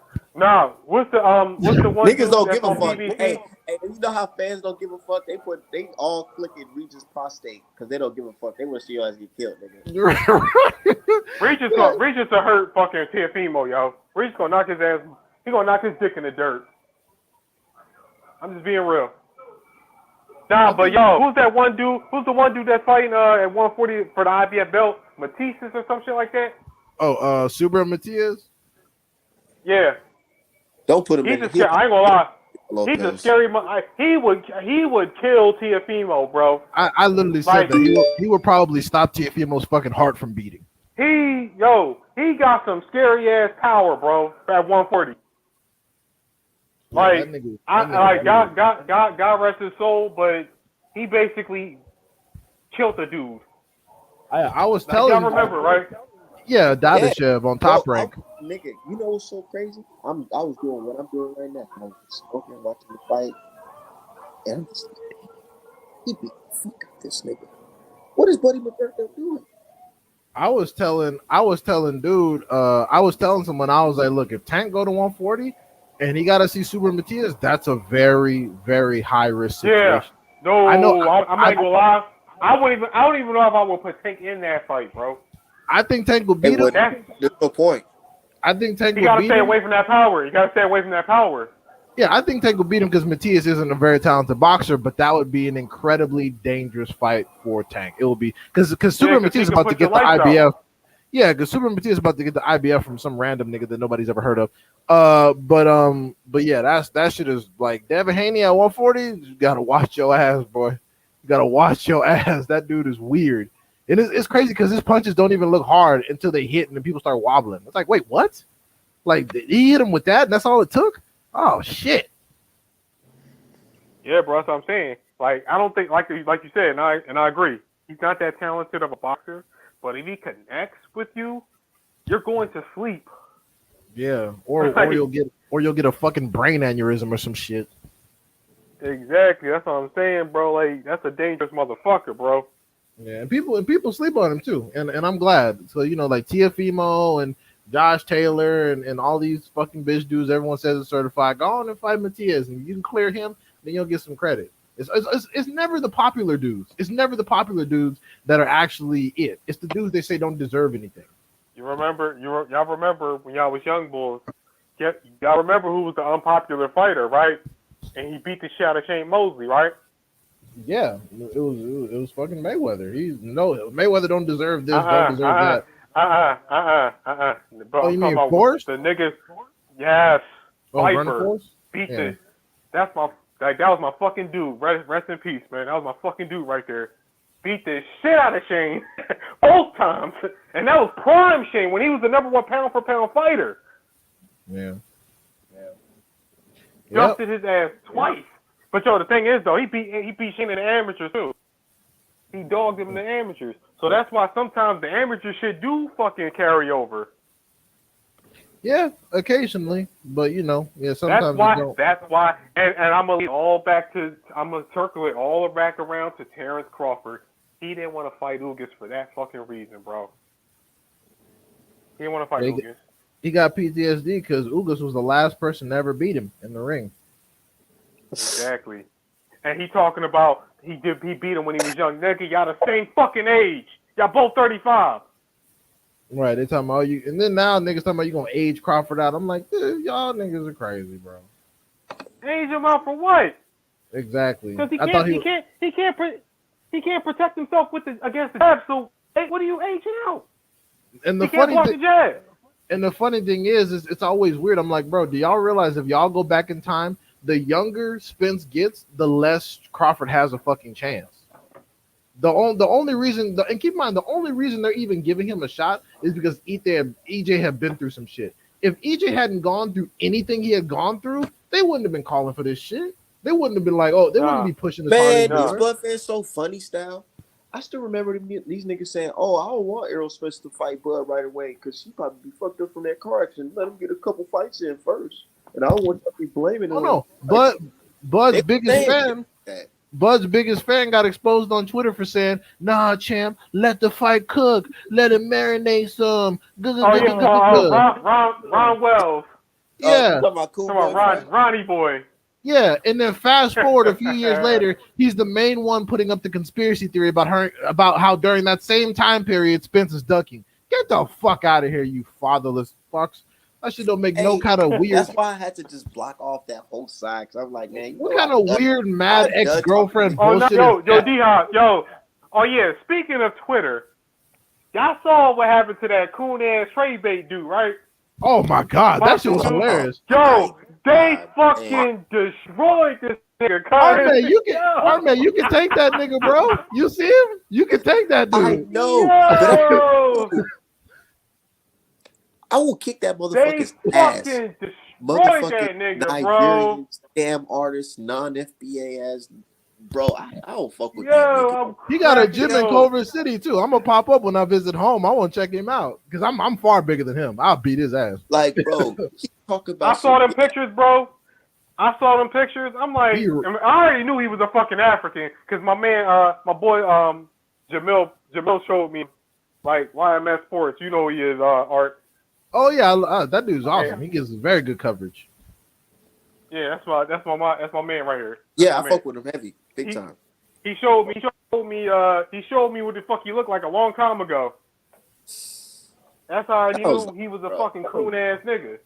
That shit was hilarious. He's small as hell. He's a little motherfucker, bro. I'm gonna keep it a being with y'all. I'm 215 pounds. I will beat dog shit out this nigga, yo. I box too, so what the fuck? Like, what are you talking about here? Man, you already know. I'll beat the fuck out that nigga. I'll cook a lot of these motherfuckers on Twitter. It was funny. He was. That's why the contract he sent you, he didn't even sign first because he probably wanted to wait, get your signature, and then establish weight classes and weird shit. Nigga, you think I'm gonna give my signature over to some fucking Nigerian scam artist, nigga? Some scam ass nigga, yeah, exactly. Scam ass nigga. Bro, hell no. Y'all niggas be fucking them niggas be forging fucking signatures over there, bro. Hell no. Right, next thing you know it, nigga, I gotta call my fucking bank because I fucking bought a C-class. He's like, we're gonna need your social security for the waiver. Look at that. What the fuck? Nigga, hell no. Yo, I don't know who Buddy was who did that shit to him, but yo, he made this nigga run. He ran this nigga off Twitter. He was blocking motherfuckers left and right, bro. That's my dude. Gritty exposed the fuck out of him. I went to his Facebook. He changed the picture from according to boxing to some other shit. I'm like, oh my god, niggas secret identities are getting exposed. Nigga got oh shit. Nigga yo, he made this nigga change his life. Right. He made this nigga change his life. I swear that shit was funny. Gritty turned into David Goldstein on the nigga ass. Yeah, you got the investigative reporting and shit. I'm like, he's fucking, bro. I don't even know what to say after that shit. Okay. Let's go back to boxing. Fuck. Regis did win the first Taylor fight, and everybody know, even Taylor know. That's why he didn't get no ring match. Yo, a lot of people. What you want to go first? Come on. I thought. All right, well, her. She gonna go first. Yo, what you think about Regis versus Tio? Tio not gonna fight him. Why Tio not? gonna fight who? Regis. He's not gonna fight. Regis gonna knock his ass the fuck out, bro. That post, so we gotta hold him for it. He's not gonna fight any of those people. How many posts have Terrence Crawford up? Dude, Tio said he'll knock Tank out. You think he's gonna fight Tank? No, he's not gonna do any of this shit. Hey, did y'all see that sparring footage from when they was younger? Oh my gosh, it was horrific. It was Tank funny. Beat the dog shit out there. Yo, he don't want to fight Tank. It was funny because Tio's father was like, he's just waiting on one big shot. And I'm like, what are you talking about? He's landing everything. The fuck? Landing every fucking thing he wanted. I'm like, he's landing every punch. What are you saying one big shot? Your son is getting fucking ran over. And then he's talking about Ryo is stopping you in sparring and then Ryo gets smoked. It's like, oh my God. All right, nigga, that's enough. That's enough. Go hit the bench, dude. Ain't nobody trying And to see another this shit. and Devin beat his ass in sparring too. That's another reason why he don't want to fight Devin. That's why he's been running They for all the know years. because they know Teofimo Lopez. He really an industry plant. He's Yeah. a fucking gatekeeper. Well, yeah, and then the thing He's a is too, he's gatekeeper just at this point. he's just gonna say all this, and then he's gonna run around like Ryan Garcia. He wants to hype his name up to boost the profile for his fights, while he fights none of these people. It's a standard business tactic. Aram does it. Hearn did it. Crawford is currently doing it. Ryan Garcia has done it. Jaime Munguia is doing it. So now Teo's like, well, shit. If all these guys don't have to fight anyone and they're eating good, why not me? Why I gotta fight certifieds and get beat up? Why not me? Exactly. Look at Jaime Munguia. Look at Jaime Munguia. He's living fat, eating good, fucking Instagram bitches, and he haven't fought a soul. Why do I gotta fight someone? Look at Zerto. Zerto, his whole fucking career about to be fucking 75-0, ain't fought a goddamn thing, living good, got ranches in Mexico and fucking bad bitches, and he don't have to fight nobody. And then he ran into Bivol and got fucking exposed. That's because niggas said that Bivol was ducking him and he bought that shit. I'm like, bro, ain't nobody ducking you. You're not good. Like, you probably couldn't even beat Joe Smith Jr. Good. Shut your dumb ass up. Yeah, what the fuck are you talking about? He was never good, bro. That's why I was trying to tell people for years. Everybody like, yo, Zordo got beat the fuck up. I'm like, okay, man. I expected it. I wasn't surprised. Yeah, dude. People were trying to tell me Zerto was good. I'm like, what? Based off what? Based off of what? Well, guys like Polo was telling me. Guys like Polo was telling me that motherfucker. Yeah. He said, y'all sleeping talking on about that clown ass nigga? Yeah, Zerto's low key better than Canelo. Nah, nigga. What? Oh my fucking god, bro. Because what? Because Zerto beat Jesse Hart. Because I swear, I don't even like Canelo, man. But come on, bro. I wouldn't even disrespect Canelo like that. I don't even like that son of a bitch. No, but the thing is, too, Zerto would be a tough fight for Canelo because Canelo is, with all due respect, not as good as everyone always said. He's good. Not that good. Well, no, he's good, but he's not as good as everyone says. Like, Zerto's size would give him issues because Zerto is. That's just like that's just like everybody. Every fucking Mexican got mad at me today because I said Canelo was never the best fighter in the world. He was never. He was never like. He just, I think Art, you saw that joint when I said that shit. Yeah. What? You saw that shit, Art, when I posted. I posted on D-Hive joint too when I said, look at this shit, bro. These niggas like black fighters ain't like yo. Black fighters ain't as good as ours. I'm like, okay, but Canelo got his ass with a black fighter. But that's how they think, though. Like, for example, Zerto didn't become certified until he beat Jesse Hart twice. They think if you knock off one nigga, then you're the nigga slayer. Like, that's it. It's like why Lomachenko. Don't disrespect Jesse Hart. Jesse Hart is a cool dude because I know him. That's fine. I'm not insulting him. Yeah, but I'm not insulting him. He's not that good. He's not that good. He never was. Right, yeah, I'm not insulting him, but I'm saying he was never like going to be a perennial top 10 or perennial top 5 in any division he fought in. It's just like when Lomachenko.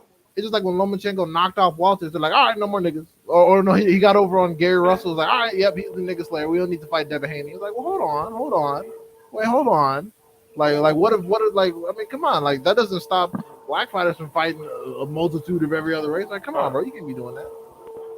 Bro, guys like Boots fight everybody, nigga. You know what I'm saying? If he had the opportunity to. Said guys like Boots, can you hear me? Yeah, I can hear you. Can y'all hear me? Yeah. So guys like Boots, he's not worried about the styles, nigga. He wants to fight these niggas. These fighters, he wants to fight anybody. He don't give a fuck. They got matchmakers on salary, fucking watching days on film, nigga, to match you with a soft touch to make it look like it's somebody. You know, really think about it. They really sit down in the office and they like, man, who can we get our guy to fight that will make him look good? Exactly, that's exactly what they do. But then you got niggas like Boo, you got niggas like Wilder, you got niggas like EJ. They don't give a fuck. Just throw them in there. Wilder's like, yo, I will fight a nigga on if he's on pads, nigga. No, he damn sure did. He damn sure did. He was still willing to fight Povetkin and Luis Ortiz. Exactly. And he fought Tyson Fury cheating ass 3 times. And he still wanted to fight him for a 4th time. And also still want to fight him again. That's like, bro, come on, bro. And let's not forget that bicep injury with Castano when he was coming off all that weight. We all know that's some bullshit. He was coming off that shit. Yeah, he was on the Hell juice. yeah, Hey, because can he y'all hear was me? fat. Fuck, he had to lose that weight, bro. Yeah, he's also on some juice and he still got knocked the fuck out. Yo, y'all gonna be on for a little minute? Why? What happened? What happened? I gotta get off real quick. I'm about to wash my kids up. Yep, stay up, stay blessed, brother. Well, that's up to Art, man. All right, But Chief. Alan Bless, just man. hopped on, so we'll probably be on for a while. But what's up, Alan? What's good, D? What's good, Art? How y'all brothers doing, man? We good. We Yes, just sir. cooking, man. I'm Like, at work with it, man. I had to hop on. I heard y'all talking that good shit. I was like, my brother. yeah, we were talking to Nui, but now we just talking about whatever. I don't know. But I already said what I do. Don't mind me, man. What's your thoughts on? What's up? That start the Inoue stiff, man. Yeah, what you think I about? think, man, Where do you Inoue's a rank? good fighter, man. But I rank Inoue like top 10. Just based off of like the work. You know what I mean? Like in his division, he's fought good fighters and shit like that. But he's not better than Cool Boy Steph. Cool Boy Steph will whoop his ass, will embarrass him. I keep telling people, bro. And it's funny how Inoue can win fights on power. All these other dudes can win fights on power, but Wilder can't. That's so crazy to me, bro. Like, where's the consistency with these dudes? All I see is, well, Inoue just has too much speed, too much power. Cool Boy got the speed. He has the boxing ability. He can fight on the inside, the outside, mid range. He's defensively sound. That dude is a complete fighter. And plus, we don't know how Inoue's going to be at 122. Is his power And going to plus, hold we up? don't know how he's gonna be against somebody black. Exactly. He don't even know Exactly. what he's gonna do against He don't somebody. know. He's never fought an elite black fighter before. So how the fuck is he going to run through something he's never done before? The fact That's that like he saying- said that out loud means you know it bothers him. Because Yeah. they keep on mentioning it, so he's like, "Yo." Because last time I You came you know what that's like, bro? You know what that's like? My bad, Art. I didn't mean to Go cut ahead. you off. That's like fucking. That's like, you know, you getting there with this thick bitch, right? You know, you and thick bitch talking. You go back to the crib. You know, you take her to your crib, right? You ain't never fucked a thick bitch before. You just told people you ain't never fucked a thick bitch before. But it's like niggas saying, all right, I know you gonna run through that, bro. Like, nigga, I don't know that shit, bro. You know what I mean? Like, you don't know what you know until you're in that ring. And I'm telling you, Cool Boy has been in there with some great fighters, man. It's different over here in America. Inoue is the king of Japan. You can't denounce that. But it's different over here, man. And he's gonna have to see that. He knows that. These fighters know what these fans try to say that is irrelevant. You know what I mean? And what I mean by that is that Inoue knows that that's a tough ass fight. Inoue knows he could lose that fight. These dudes talking about he'll run over Fulton and shit. Inoue's like, man, what the fuck are you guys talking about? Y'all don't know that shit. I don't know what the fuck y'all talking about. These fighters know what's up. These fans is the one that's delusional. That's why it's a lot of duckery and shit going on. That's why Teofimo ain't fight Devin. Canelo ain't fight Mel Charlo. And that's why Bud ain't fight EJ. They know what the fuck be going on, man. And also, You it understand took Inoue 2 times to make weight this last fight. That's why their big asses work so hard to cut, because they know after they go up so far, you're gonna run out of your countrymen, bro, and you got to Exactly. fight some other people. Inoue is massive compared to them little dudes he faces. He's a big dude at that weight. Yeah, Inoue is big. That's why he's running over everyone, But you because he's bigger than everybody. you will never in your life hear them say Nui is a weight bully. You'll never hear him say that, even though he's big for that weight class. They said Errol Spence, Hurd, everybody is a weight bully. They're calling Haney a fucking weight bully. Hey, And he's faithfully made weight every fight. They're calling this nigga a weight bully. Oh my god.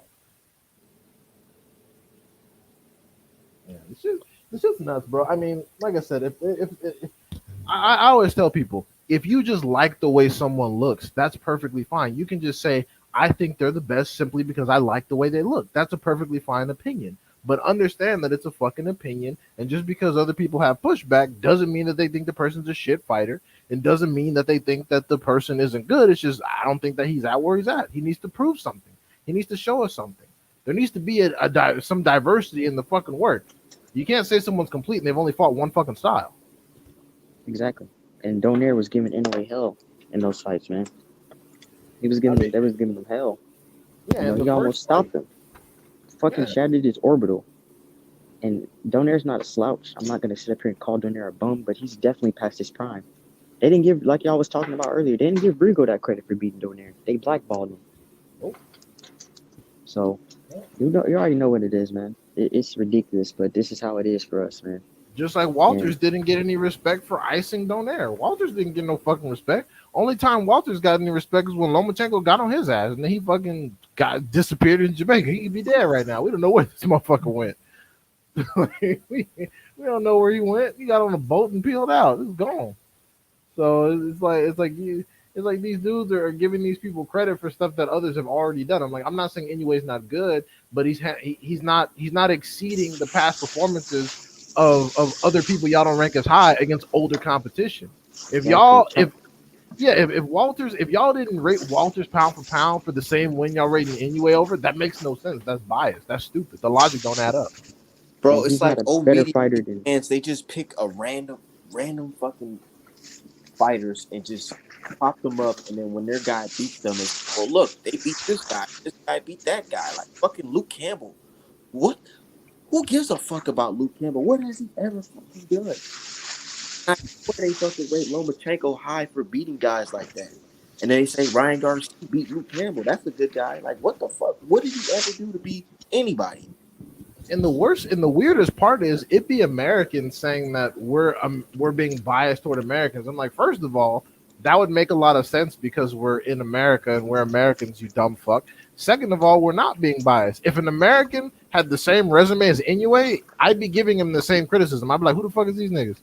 Why you ain't fighting no other Americans? What the fuck is this? Nigga, imagine if Charlo was born in fucking Newcastle, England, and had all the skills, everything. I'm talking about he had everything.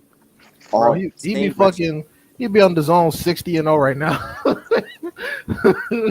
You know what's crazy though? Do you know it's how like, fucking they will say this nigga is the best fighter on the fucking planet? They wish they had a fighter like ours, bro. Let's keep it 100. that's facts. But you know what's crazy? Knowing that they come from our creed and our background, it's like, oh fuck them, they're just whatever. Only in America, high for them. Only in America will they pick the other over in America. You know what I mean? As a fighter, like that shit's so crazy to me. Like dudes is picking Fury over Wilder. They'll pick Castano over fucking Jermell Charlo. Like, dude, you're born here. What are you talking about? And then when you start talking like that, well, I'm just keeping things objective. I'm not trying to play favoritism. Shut that bullshit them dudes up. be the most biased fans ever, bro. Talking that bullshit. Still weak ass up, nigga. Yeah, all these weak ass niggas on Twitter, they won't come here and debate on live, but they'll get around each other, sucking each other dick, talking about some, oh, he a bitch. Nigga, come say that to his face. Like Polo, weak ass. Yeah, I'm talking about you weak ass, marked ass dude. You know, fuck ass dude. He switched up real quick, bro. Fuck that nigga. And if you hear this, fuck you, bitch. Nigga, I swear to God, man. You know, so fucking weak, bro. He's so weak. That shit pissed me off. He a man acting like a little hoe, a little bitch. You weak as fuck, dude. You switched up. You don't have none of that energy when you was on the panel with us months ago. I don't know what I did to him to drive him off. What the fuck did I say? Because you start going in on him about the you said he installed a fucking AC in niggas' cribs. Well, it's true. Don't he? Isn't that what he does for a living? Doesn't he do roofing or some stupid shit? Like it's not. I'm fucking bro, right. I'm like, bro. I told that nigga. I said, nigga, just defend yourself. You a grown ass fucking man, right? Don't you do like for example, if someone said, "Oh, D-Hive, you ain't shit but a paper pusher in real life," I'd be like, "Yeah, you're right. That's exactly what I do. I push paper, nigga." So what's up? I work at a fucking desk and shit. Like, okay, next. Exactly. As a man, why are you ashamed of what you do for a living? You supporting your family. You doing what you want to. Fuck what these niggas is talking about. That's just weak, bro. A lot of these dudes is weak. Ain't got no father figures and shit like that, bro. They come on the internet. They think they somebody big. Nigga, I'm out here living my life in real life. You understand what I'm saying? I'm out here doing this shit in real life. Out in the special ops, you niggas calm down for you. Don't be telling dudes on special ops, bro. I work in the office. Nah, you fucking activate Punisher mode on some of you niggas too. Don't fucking use some passcodes and find you niggas addresses and socials and shit. I was thinking about it, D, and I'm really blessed. Like I'm really blessed. God really put me in a position because I'm out here living my life. These dudes wish they could do what I do right now. You know what I'm saying? I'm young, I'm black, I'm gifted, I'm handsome, I'm intelligent. I'm out here making my money. I'm out here and traveling the world at 22 years old. These niggas wish they could live that life, bro. So that's true. You are traveling the world. That shit looks fun. These niggas is out here in their mama basement, in their little ass apartment, beating their dicks off, talking weak ass boxing. They don't even know what the fuck they talking about. Sitting up Right. here with these other hoe ass niggas, just sitting up here Let's go talking talk that about Art weak Man. ass Art shit. Man, he's stealing and he's tracing. Like He's Jesus he don't pay his Christ, bets. I fucking Art Man is a loser. Like y'all, but y'all still talking about this dude though. And also, can y'all stop coming to me like I'm Art Man's manager? Because I'm about to charge this nigga 15%. People be hitting me up talking about why didn't Art Man schedule this? I'm like, schedule? What the fuck are you talking? I don't know what you talking. Like, dude, I don't even know. I don't even know Art Man's government name. What are y'all talking about? Like, I have no fucking idea. That's why I just block people now because I swear I just want to talk boxing and just keep it pushing. It's fucking weird. Do my little painting and smoke my weed, man. That's all I want to do, man. I start taking your advice, D, and I start muting people. My time. Yeah, you got to, dude. These dudes would be like, according to boxing, one time DM me talking about why didn't he do this? I'm like, bro, I don't ask him. I'm not gonna go report to you on his behalf or vice versa. That's not what the fuck I do. Ask the nigga. That's weird. Some other dude talking about send Art Man a request. I want to have a draw off with him. Like, nigga, what? Draw off, bro. What is this, Scooby Doo? What the fuck? Third grade, kindergarten. Blues Clues ass nigga, what the fuck is that? And then these grown ass niggas in my inbox talking about bro, you should really go do it, man. Like, I'm like, nigga, if you don't get the fuck out my face, I got fucking real life clients I gotta draw pictures for, bro. Am I getting paid for it? I don't want them weak ass internet clout for me dudes. Y'all don't got no real clout in life anyways. Fuck I don't know what they be talking about, but look, I am not Art Man's manager. And if if I ever catch Art Man saying I'm his manager, I will be demanding 15% off top because my management fees are not for free. Bro, I be seeing that. Yeah, Art Man don't want to challenge me to a draw off. Nigga, go get some fucking pussy, nigga.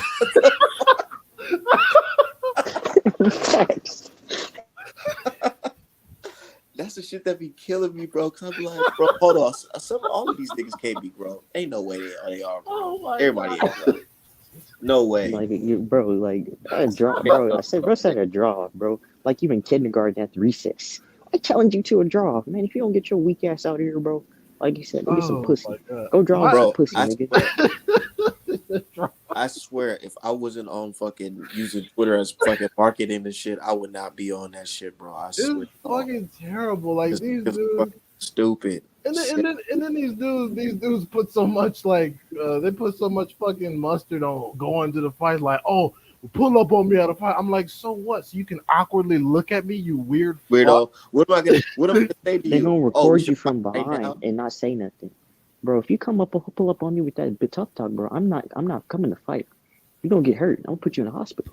That's the thing. If you pull up on these dudes and then you do something crazy like attack them, all they're gonna do is be like, "Oh, see, look, he's crazy and insecure for wanting to fight and do violence at a fight. It's just boxing, blah blah blah." But then when you don't, all of a sudden it's, "Oh, he's pussy. He's ducking the challenge." Like, what do you people want?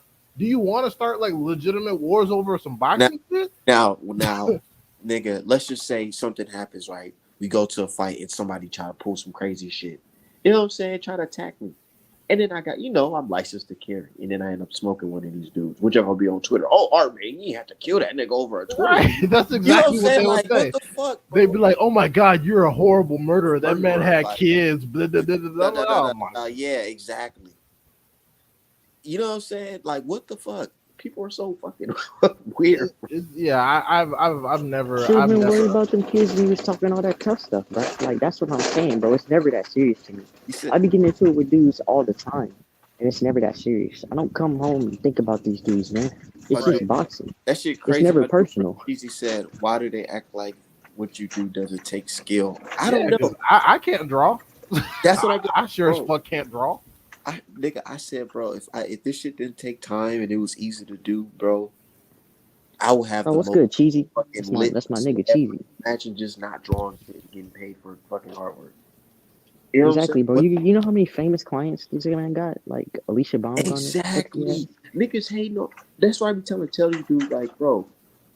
Dude, notice that the pros not saying giving a fuck with what y'all talking about. They're actually coming to me for work, bro. Dude, fuck the clients. Have y'all seen this man DMs? Do you know the kind of people that be trying to pump information out of him? Y'all be saying that he don't know what he's talking about, but his DMs are like all the people all the people y'all get hyped over interviewing, they're all trying to pump this dude for information, and it's fucking crazy.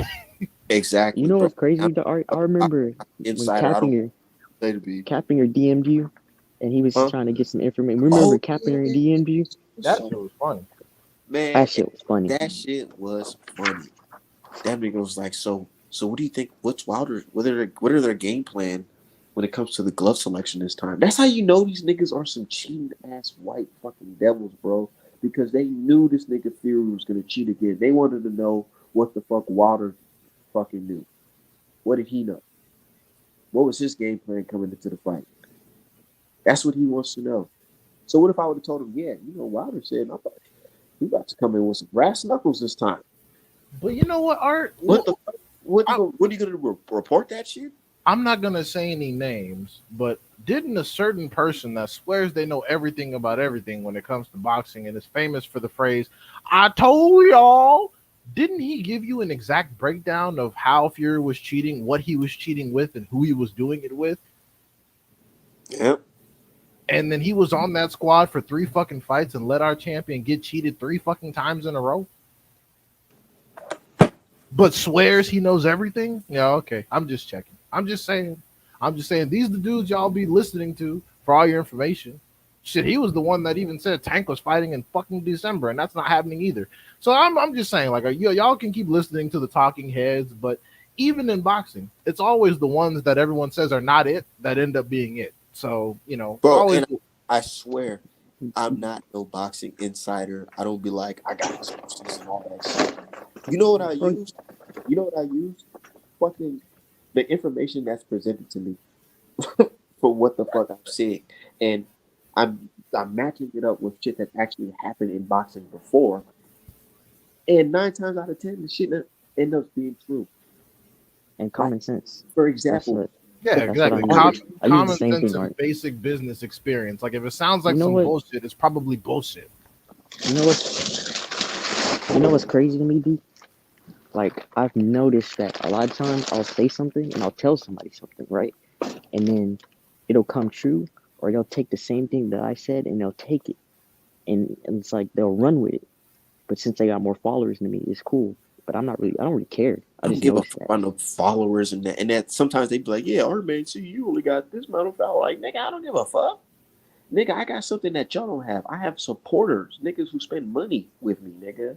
Not saying I'm somebody rich or anything like that, but nigga, I'm not on social media just for free to just be talking with you dumbass niggas. I'm gonna keep talking this good boxing, and I'm gonna keep being proven right. We fans That's of the sport. We just having a good time watching boxing. This Yeah, like shit's tribal as fuck, and we gotta keep it 100. I don't recall anybody sounding the alarm or saying that Raymond Murataya would make a good fight for either Keyshawn or Shakur until I mentioned it one time. Now I'm not going to say that what I'm saying is definitively true, but before I said anything on live, I didn't recall anybody even mentioning Raymond Murataya. But now I'm seeing all this shit talking about, oh, Murataya is actually pretty good. I'm like, oh. You've been saying that though, D. I know Nigga, you've been saying that because I've been in here when you've been saying that. How long have I been saying that Canelo's eventually going to fight John Ryder? That wow, you didn't even watch the Jacobs fight, but after you found out Ryder won, you were like, oh yeah, that's done. Yeah, I said, of course, that's it. Yeah, they both fought Danny Jacobs, you know. Exactly, bro. It's I've not been sometimes saying the for shit years. right itself, bro. The storyline just write itself. Hey, haven't I been saying for years that the loss was closing in on Canelo and that he didn't really have nowhere to go? Man, Look at him now. Canelo fuck around and lose to John Ryder and retire. You're not gonna lose no damn John Ryder because Jacobs didn't lose to John Ryder. Canelo That's gonna what I'm knock John saying. Ryder out of here. That's what I'm saying. If he fucking lose to that nigga, he might as well retire. He gonna knock him smooth the fuck out because Jacobs. We got so much pushback from just wanting to see the best fight the best. That's the crazy part to me. Exactly. I want to see a lot of people fight, man. 2023. Matter of fact, before I close off the show, let's break down this Frank Martin versus Rivera fight. Because that shit is this Saturday. Oh, right. Frank Martin said today that basically, or it was reported today, that basically win, lose, or draw, we got to give both of them respect because they're both undefeated fighters, risk their own to achieve greatness. That's absolutely true. That's absolutely true. They didn't talk about they didn't talk about well, the money's got to be right and who deserves what, the ranking system, title shots, it got to make sense. We It got gotta to marinate. marinate. Yeah, no, none of that bullshit. We're getting good fights. Meanwhile, with Virgil, Munguia, all these other dudes, oh well, it gotta make some sense, bro. It gotta make sense, bro. It's Oh, a business, bro. yeah, man, fuck that shit. I'm gonna, Across the I'm gonna give my street, breakdown a bro. little bit. I'm gonna go back in my office real quick. Yeah, the reality of the situation is that when you're fighting the best, you're gonna get the most money regardless because it garners the most interest. So, and also if you fight earlier in your career, you can fight these dudes again. Like for example, Shakur versus Haney or Shakur versus Tank, it don't have to be just once. You fight once, you fight again. That's what happens.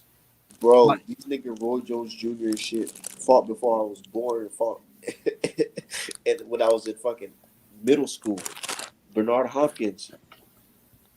Literally, they fought each other like how many times? 2 times, 3 times? I think twice. And they fought late in their careers. Yeah, and all these dudes are young as hell. So you can fight again. You can fight once when you're fucking 25 and then once when you're 30 or once when you're 33, 32. Like a lot of time can pass.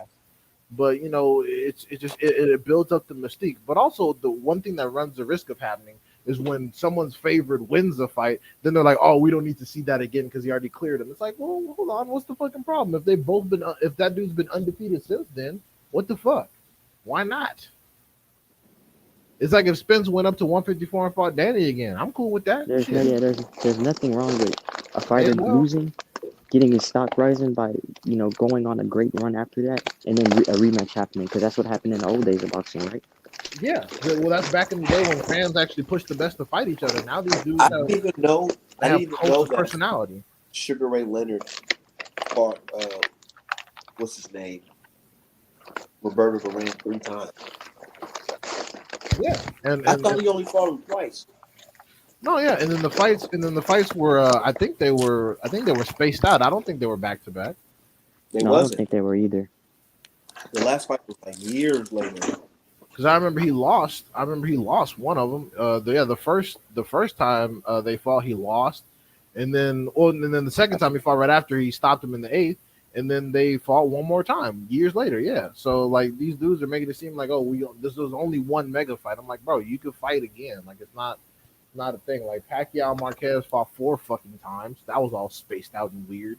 And that didn't stop Pacquiao from making any You know money. what it is, bro? They don't want to end up like Jeremy Herb, or get in a situation like Ruben or Fernando Vargas. That's what they're afraid of, bro. I get tired of that reference specifically because they act like there's a version of Lubin that would have beat any version of fucking Charlo. No, Lubin was gonna get knocked out regardless. It's just he got knocked out quick. So people say, oh, y'all not gonna give him credit for Lubin like y'all did Charlo. Like no. You bitch dudes don't give Charlo credit for Lubin. I give Charlo credit for Lubin all the time because that would have happened regardless. Like even if Lubin had come back right now, not fought Fundora and fought Jamel Charlo, Jamel would still knock him the fuck out. It doesn't matter. But Like I'm saying they were especially saying this version of Mel. This version they of were Mel. saying he's young. Why put your fighters in there when they can get life off? But they're the ones that are putting Lubin down. They're the ones that are shitting on Lubin. It's not But us. that's a good point though. What you just said, Art, that's a good point. What do you think would have helped Lubin if he had more veteran experience or less? Because people keep talking about that he's too young. I'm like, the reason why a lot of these dudes get to 20-0, 25-0, whatever, and then you're shocked that they get beat up by a nobody is because they have very little actual veteran experience. They're not getting a steady progression of difficulty. They're getting nothing but garbage, and then randomly they get thrown in with someone in either a title opportunity or a title defense, and then they get cleared. Look at a lot of these dudes getting exposed. Teofimo, Lopez, what's that dude named? That Vargas dude, the Jose Vargas. I think that dude is the one that got knocked out by Zapata. What's his name? Ryo got exposed. You know what I mean? I mean, shit. Look at these dudes are getting. I'm sorry. Go ahead. No, go ahead. I was just gonna say these dudes are getting exposed, like you said, because they're not getting veteran experience. We're crowning dudes based off of nothing, but at the same time, You guys are not pushing for these fights. It's always an excuse for why Boots can't have these fights, why Dev can't get these fights. You know what I mean? The Boots and Dev are getting shitted on religiously on Twitter because these dudes are scared, bro. They don't Man, want their favorite fighters to get in there. Yeah, look at I everybody don't, I that don't see, Crawford fought for undisputed. These are dudes that had hardly fought anybody, and then of course they fight Crawford and they get washed. Look at dudes like and then Kid afterwards Galahad. they're getting stopped. Exactly. Like, look at dudes like Kid Galahad, whole career full of nothing, and then he randomly gets cooked by Kiko Martinez, knocked smooth the fuck unconscious because he had a close fight with Josh Warrington. That's whatever. Josh Warrington ain't never been shit. He can't even punch. But all of a sudden, whole career, like 30 fights, no names. He comes up against old Kiko Martinez with double-digit losses, and he gets knocked out. The difference is Kiko Martinez was fighting people like Gary Russell Jr. That's why Kiko was able to put in work. So that's why it's important to actually get some quality experiences while you're a younger fighter because they can manifest themselves later. Kiko whooped ass so good that he actually fought his way back to being a fucking champion with double-digit losses. Why? But Because he has the experience. They be scared because they don't want to get life-altering beatdowns, nigga. Well, then they That need to shit get the fuck out of boxing. it messes with your mental, it messes with your physical, all that. Well, I mean, it's either get good or get out. Like Tiafimo has two options: get good or get gone, get out, because you're going to run out of bums. You're going to run out of bums, and someone's going to beat the shit out of you. Like, really beat the shit out of you. Like, I believe every word of what Regis Prograis said when he said, Regis will kill that dude. He'll put him in the hospital. Regis will beat the shit out of fucking Tiafimo, bro. It's not going to be even close. Yeah, It's not Tiafimo going to be pretty either. Shit, Yeah, bro. I've been telling dudes Tio ain't like that. He's mentally weak. He can't. When he's in there with a pressure fighter, Momo was putting that pressure on him. He started to fold. He didn't know what to do. Tank will fold this dude. Shakur and Dev embarrass this dude, bro. bro, Tank will knock you. Tank will do him so dirty, bro. After that 7th round, it's like every punch that Lomachenko threw landed. Shit was And so I keep active. telling dudes, I'm like, dude, you let Haney do that to you? Earl Spence, Jermell Charlo, them dudes will pressure you behind a jab, behind boxing ability, and they will get you out of there. And Tank is like, oh man, I'm thinking Tank will do Tio so dirty, man. He might retire. And the reason Because why Tio all is the already people, mentally weak. and the reason why all the people you named are doing that is because they got certified exposure to certified opposition. Like, imagine if everyone's telling Errol Spence, "Oh, we don't want you to fight Kell Brook. It's too early." What the fuck? What is this nigga supposed to do? What the fuck is we here for? Like, what is going on? Like, what else is he supposed to do? That's the fuck. Imagine if Errol Spence didn't fight Kell Brook and they said, oh, wait, we got to let that shit marinate. Like, He'd be another nigga with no fight. I mean, he'd have no title. He'd just be another nigga fighting. And they act like they see that shit. Yeah, I mean, yeah, he was 22-0, but honestly, like, I mean, then these dudes get resumes like Boots, where he's almost 30-0 and hasn't had a title opportunity. Then they're like, oh, he needs to fight somebody. But if y'all, Yeah, I don't like that shit because they like, oh, he's doing what Virgil Ortiz is doing what Boots ain't doing. Look, he's about to fight Stagnosis. like, bro, these dudes don't want to fight Boots, bro. What are they talking about? I know. If these dudes were so bad, bro, tell they pussy ass to get in the ring with Boots. Tell him get in the ring with Boots. Tell Virgil to get in the ring with Boots. These dudes are acting like some motherfucking, like, little schoolgirls, like, pointing fingers like, look at him. Don't fight him. Don't fight him. Fight this Virgil, guy. Virgil Ortiz Jr. could have slid Boots the same paperwork he slid McKinson, and he would have had a fight on his hands. He could have given him the same exact. We could have been, my bad, D. We could have been getting another Frank Martin versus Michelle Rivera. No, it wouldn't have went like that, and that's why he didn't get a fight. It's not gonna go after Martin gonna go. At this No, point, I'm saying just two contenders, two prospects fighting. Oh right, yeah. Point, I feel like Boots would have fought these niggas for pennies, bro, just to get the opportunity. Of course, he fight these niggas for free especially because he knows he clears them. Like, imagine Boots versus that version of Terrence Crawford we saw fighting Avenese. Come on, bro. And I told Bud fans this, and they said, nah, that ain't, Bud, he just, he was rusty, but nah, that wouldn't have happened. I'm like, bro, just be real with yourself, man. Just be fucking real. Bud coming off that long ass layoff, and Boots looking as sharp as he is, you not telling me that fight will be a lot tougher than you think it'll be? That's why they want Spence to fight Boots, because they know that Crawford probably won't survive it. They know that Crawford probably won't survive. That's why they're like, well, honestly, Spence should fight Boots. And then they're saying that Boots is scared to go through the WBO. I'm like, he's number 2 for the WBO. Virgil Ortiz. That's what what's his name said. Bernie the Bum. Yeah, everyone but bums are afraid of Crawford. Apparently, he was just saying it like, yo, what's his name? Boots. He didn't petition the WBO, so that's his fault. You know, like, bro, I thought you was the boss. Nigga, send that nigga a contract. Exactly. And extreme. I don't know how many times they're gonna say it, but if Bud didn't want to be Rusty, he could have just fought Spence on November 18th, and then he would have been within a year of inactivity. He pushed himself over a year of inactivity because he wanted a December date. He wanted to fight a nigga that had a fight. So, you know, that's up to, but I don't give a shit though. Any version of Budrick that year will probably get smoked by Boots, and their team knows it, and Bud fans know it. And also, like I said, Virgil's been sitting there the entire time. There's been no pressure on him to petition Crawford. He's going the WBA route out of nowhere all of a sudden, and no one's calling him a bitch.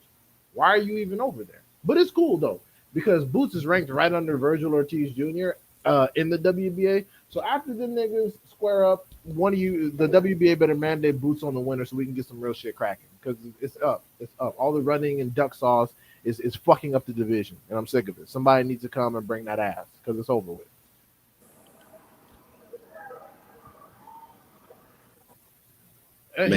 He may not. I mean, Virgil just got mandated on this motherfucker, and he hasn't been removed from any of the other sanctioning bodies. So he left Bob just to fight Avanesian. Yeah. Did you see how much money he allegedly cleared? He wasn't making that kind of money with Bob. That's exactly why he left. I don't understand. Y'all describe him as being a genius businessman, but now you're saying that his moves make no sense. This is the shit I'll be talking about. Like, is he a fucking genius or is he a dumbass? Like, I don't know. Like, what's going on? Shit, he left Bob before just to re-sign with the motherfucker, and now he's gone. The first person he fights is fucking Avanesian. So you tell me. I know his moves don't sound like they make any sense. That's why we're all pissed. Shit, I mean, it's just fuck. Like, either this nigga smart or he's not. Because he wasn't getting 10 million on Top Rank. Wasn't getting that. Boots avoided Virgil. Okay. How? Because he's black. Virgil told him what's up. He said he's going to knock him out. Yeah, Virgil said he'd beat up Crawford too. That didn't happen either. So what are we doing? Shit, honestly, I'm not even talking about Virgil because that nigga might lose his next fight. So if he even fights Stanionis, because let me tell you something. If Stanionis doesn't get made, oh boy. Oh boy, oh boy, oh boy, oh boy, oh boy. Man, so who Munguia gonna fight next? I've stopped worrying about Munguia. He doesn't want to fight anybody. He's going to be 75-0 against. They're literally pulling out middleweights that nobody has ever heard of. Dudes that have never been ranked, like Coria. I don't even. And also, y'all are making it seem like Virgil's fighting that dude because he wants to. That shit got mandated, homie. Virgil never said Stanionis' fucking name. That shit got mandated. So let's. When's the first bit? I have no idea. Oh no, the first bit already happened. Golden Boy won the contract for it, but that shit got mandated when Virgil isn't he getting like 1 mil and Stanionis is getting like 500K? Something like that. Well, I think he got I think the Golden Boy bought it for like 2.4 million. So yeah, this is gonna be a nice little payday for Virgil, and he gonna need it too because he's gonna be out of commission for a little bit. His ass gonna be in a sling after this shit. He better go. He going through a war. Absolutely, and like I said, but I swear, if Virgil do clear him and smoke him, I ain't gonna lie, I am gonna have to rank him. Yeah. He'll have a better resume than Boots for sure if he clears this dude. Yeah, that's no doubt. Yeah, that's true. Yeah, that's no problem. But then the thing is, though, he should also be comfortable fighting Boots. But if he clears him, everyone's gonna be like, why should he have to fight Boots? He just fought this killer. Why shouldn't he have some rest for the rest of his fucking career? You know they're gonna do it. You know they're gonna do it. You know why they're gonna do it? Because it's gonna be a fucking war. So they're gonna say, well, he just had a fucking war with this killer. They're gonna make Stanosis seem like bigger than fucking life. They're gonna talk about Wu-Tang fight more than us. Yeah, and you know what's funny? If Stanionis clears fucking Virgil, every day that Stanionis and Boots don't fight, they're gonna say Boots is somehow ducky. That's what they're gonna do. And then when he fights and clears him, then all of a sudden, he wasn't a champion, blah blah blah. It's gonna be something. It's all gonna be something. Of course, it's gonna be something, nigga. Around that time, nigga, it's gonna be what? They're gonna say, oh well, Virgil Ortiz has the franchise belt now. Some bullshit. Like I said, they're speaking this fight into existence before it actually happens. Oscar is known for just all of a sudden going back and saying, oh, well, the business wasn't right. There was a network issue. Stanionis is pro bellum, so he can fight anywhere. He's not exclusive to Al Heyman or PBC or none of that bullshit. So Stanionis is pro bellum, so he can go and fight, on his own and do whatever. But like I said, hopefully the fight gets made. No contract sent. Boots is a fucking contender like Virgil. How come Virgil managed to send a contract to McKinson before he sent one to Boots and Stanionis? Why did Stanionis have to be mandated for Virgil? How come Virgil didn't petition the WBO or the WBC when he was the number one in both? Again, like it's all good because if they actually fight, Boots is going to beat the living shit out of him. That's why you're pressing Boots on who he's fighting, but not pressing Virgil Ortiz on who he's fighting. The one step-up fight he got was due to a fucking mandate. He never said Stanionis' name. And also, the fight hasn't even happened. Never. I don't even think that was even mentioned, like, ever. No, because he ducked Avanesian. His management said he wasn't going to fight Avanesian in the WBC Eliminator. So why the fuck would you go for Stanionis? I thought he was the WBA Eliminator, WBO or whatever. Well, Avanesian was the WBC route, and he was already number one. He could have pressed Spence, but they made an excuse for that. He could have pressed Crawford, but they made an excuse for that. He could have sent Boots a contract instead of McKinson, but they made an excuse for that. And now all of a sudden he's being mandated on Stanionis, and like, oh, well, he's about to fight a killer. You don't fucking know that. You don't fucking know. Man. You already know he's not gonna fight this nigga Boots after this fucking fight. Win or lose, neither one will probably fight Boots. I mean, maybe Stanionis would if he got some sack.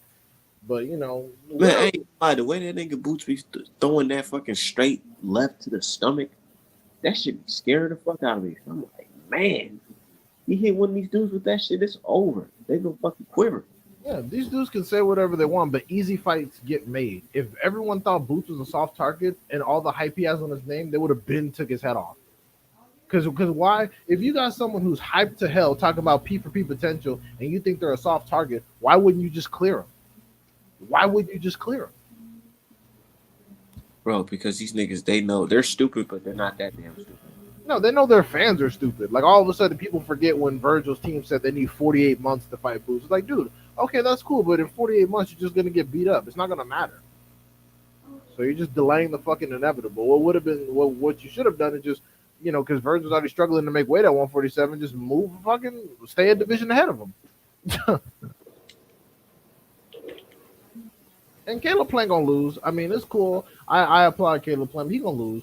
Benavidez gonna run his ass over. Yeah, that's what I'm saying. They're just rooting. They're rooting for Caleb Plant because they don't want Canelo to have to fight Benavidez.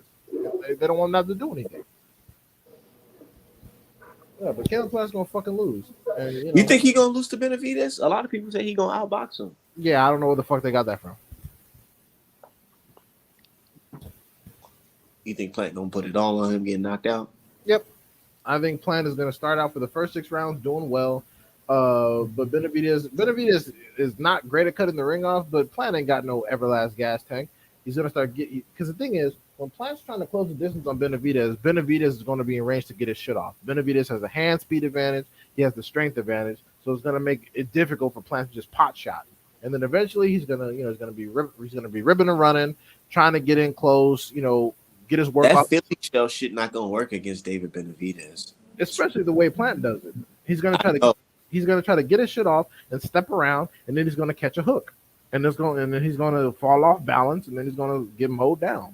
God damn, man. Plant doesn't pack enough punch to keep Benavidez to disincentivize. Oh no, Benavidez no, from the no, no! Don't say that. Don't say that because he just knocked out Darrell. Yeah, he got over on the mighty Darrell who wasn't taking him seriously. But if y'all watch that fight back, even Darrell had Plant wobbled in some spaces. What the fuck y'all think Benavidez gonna do?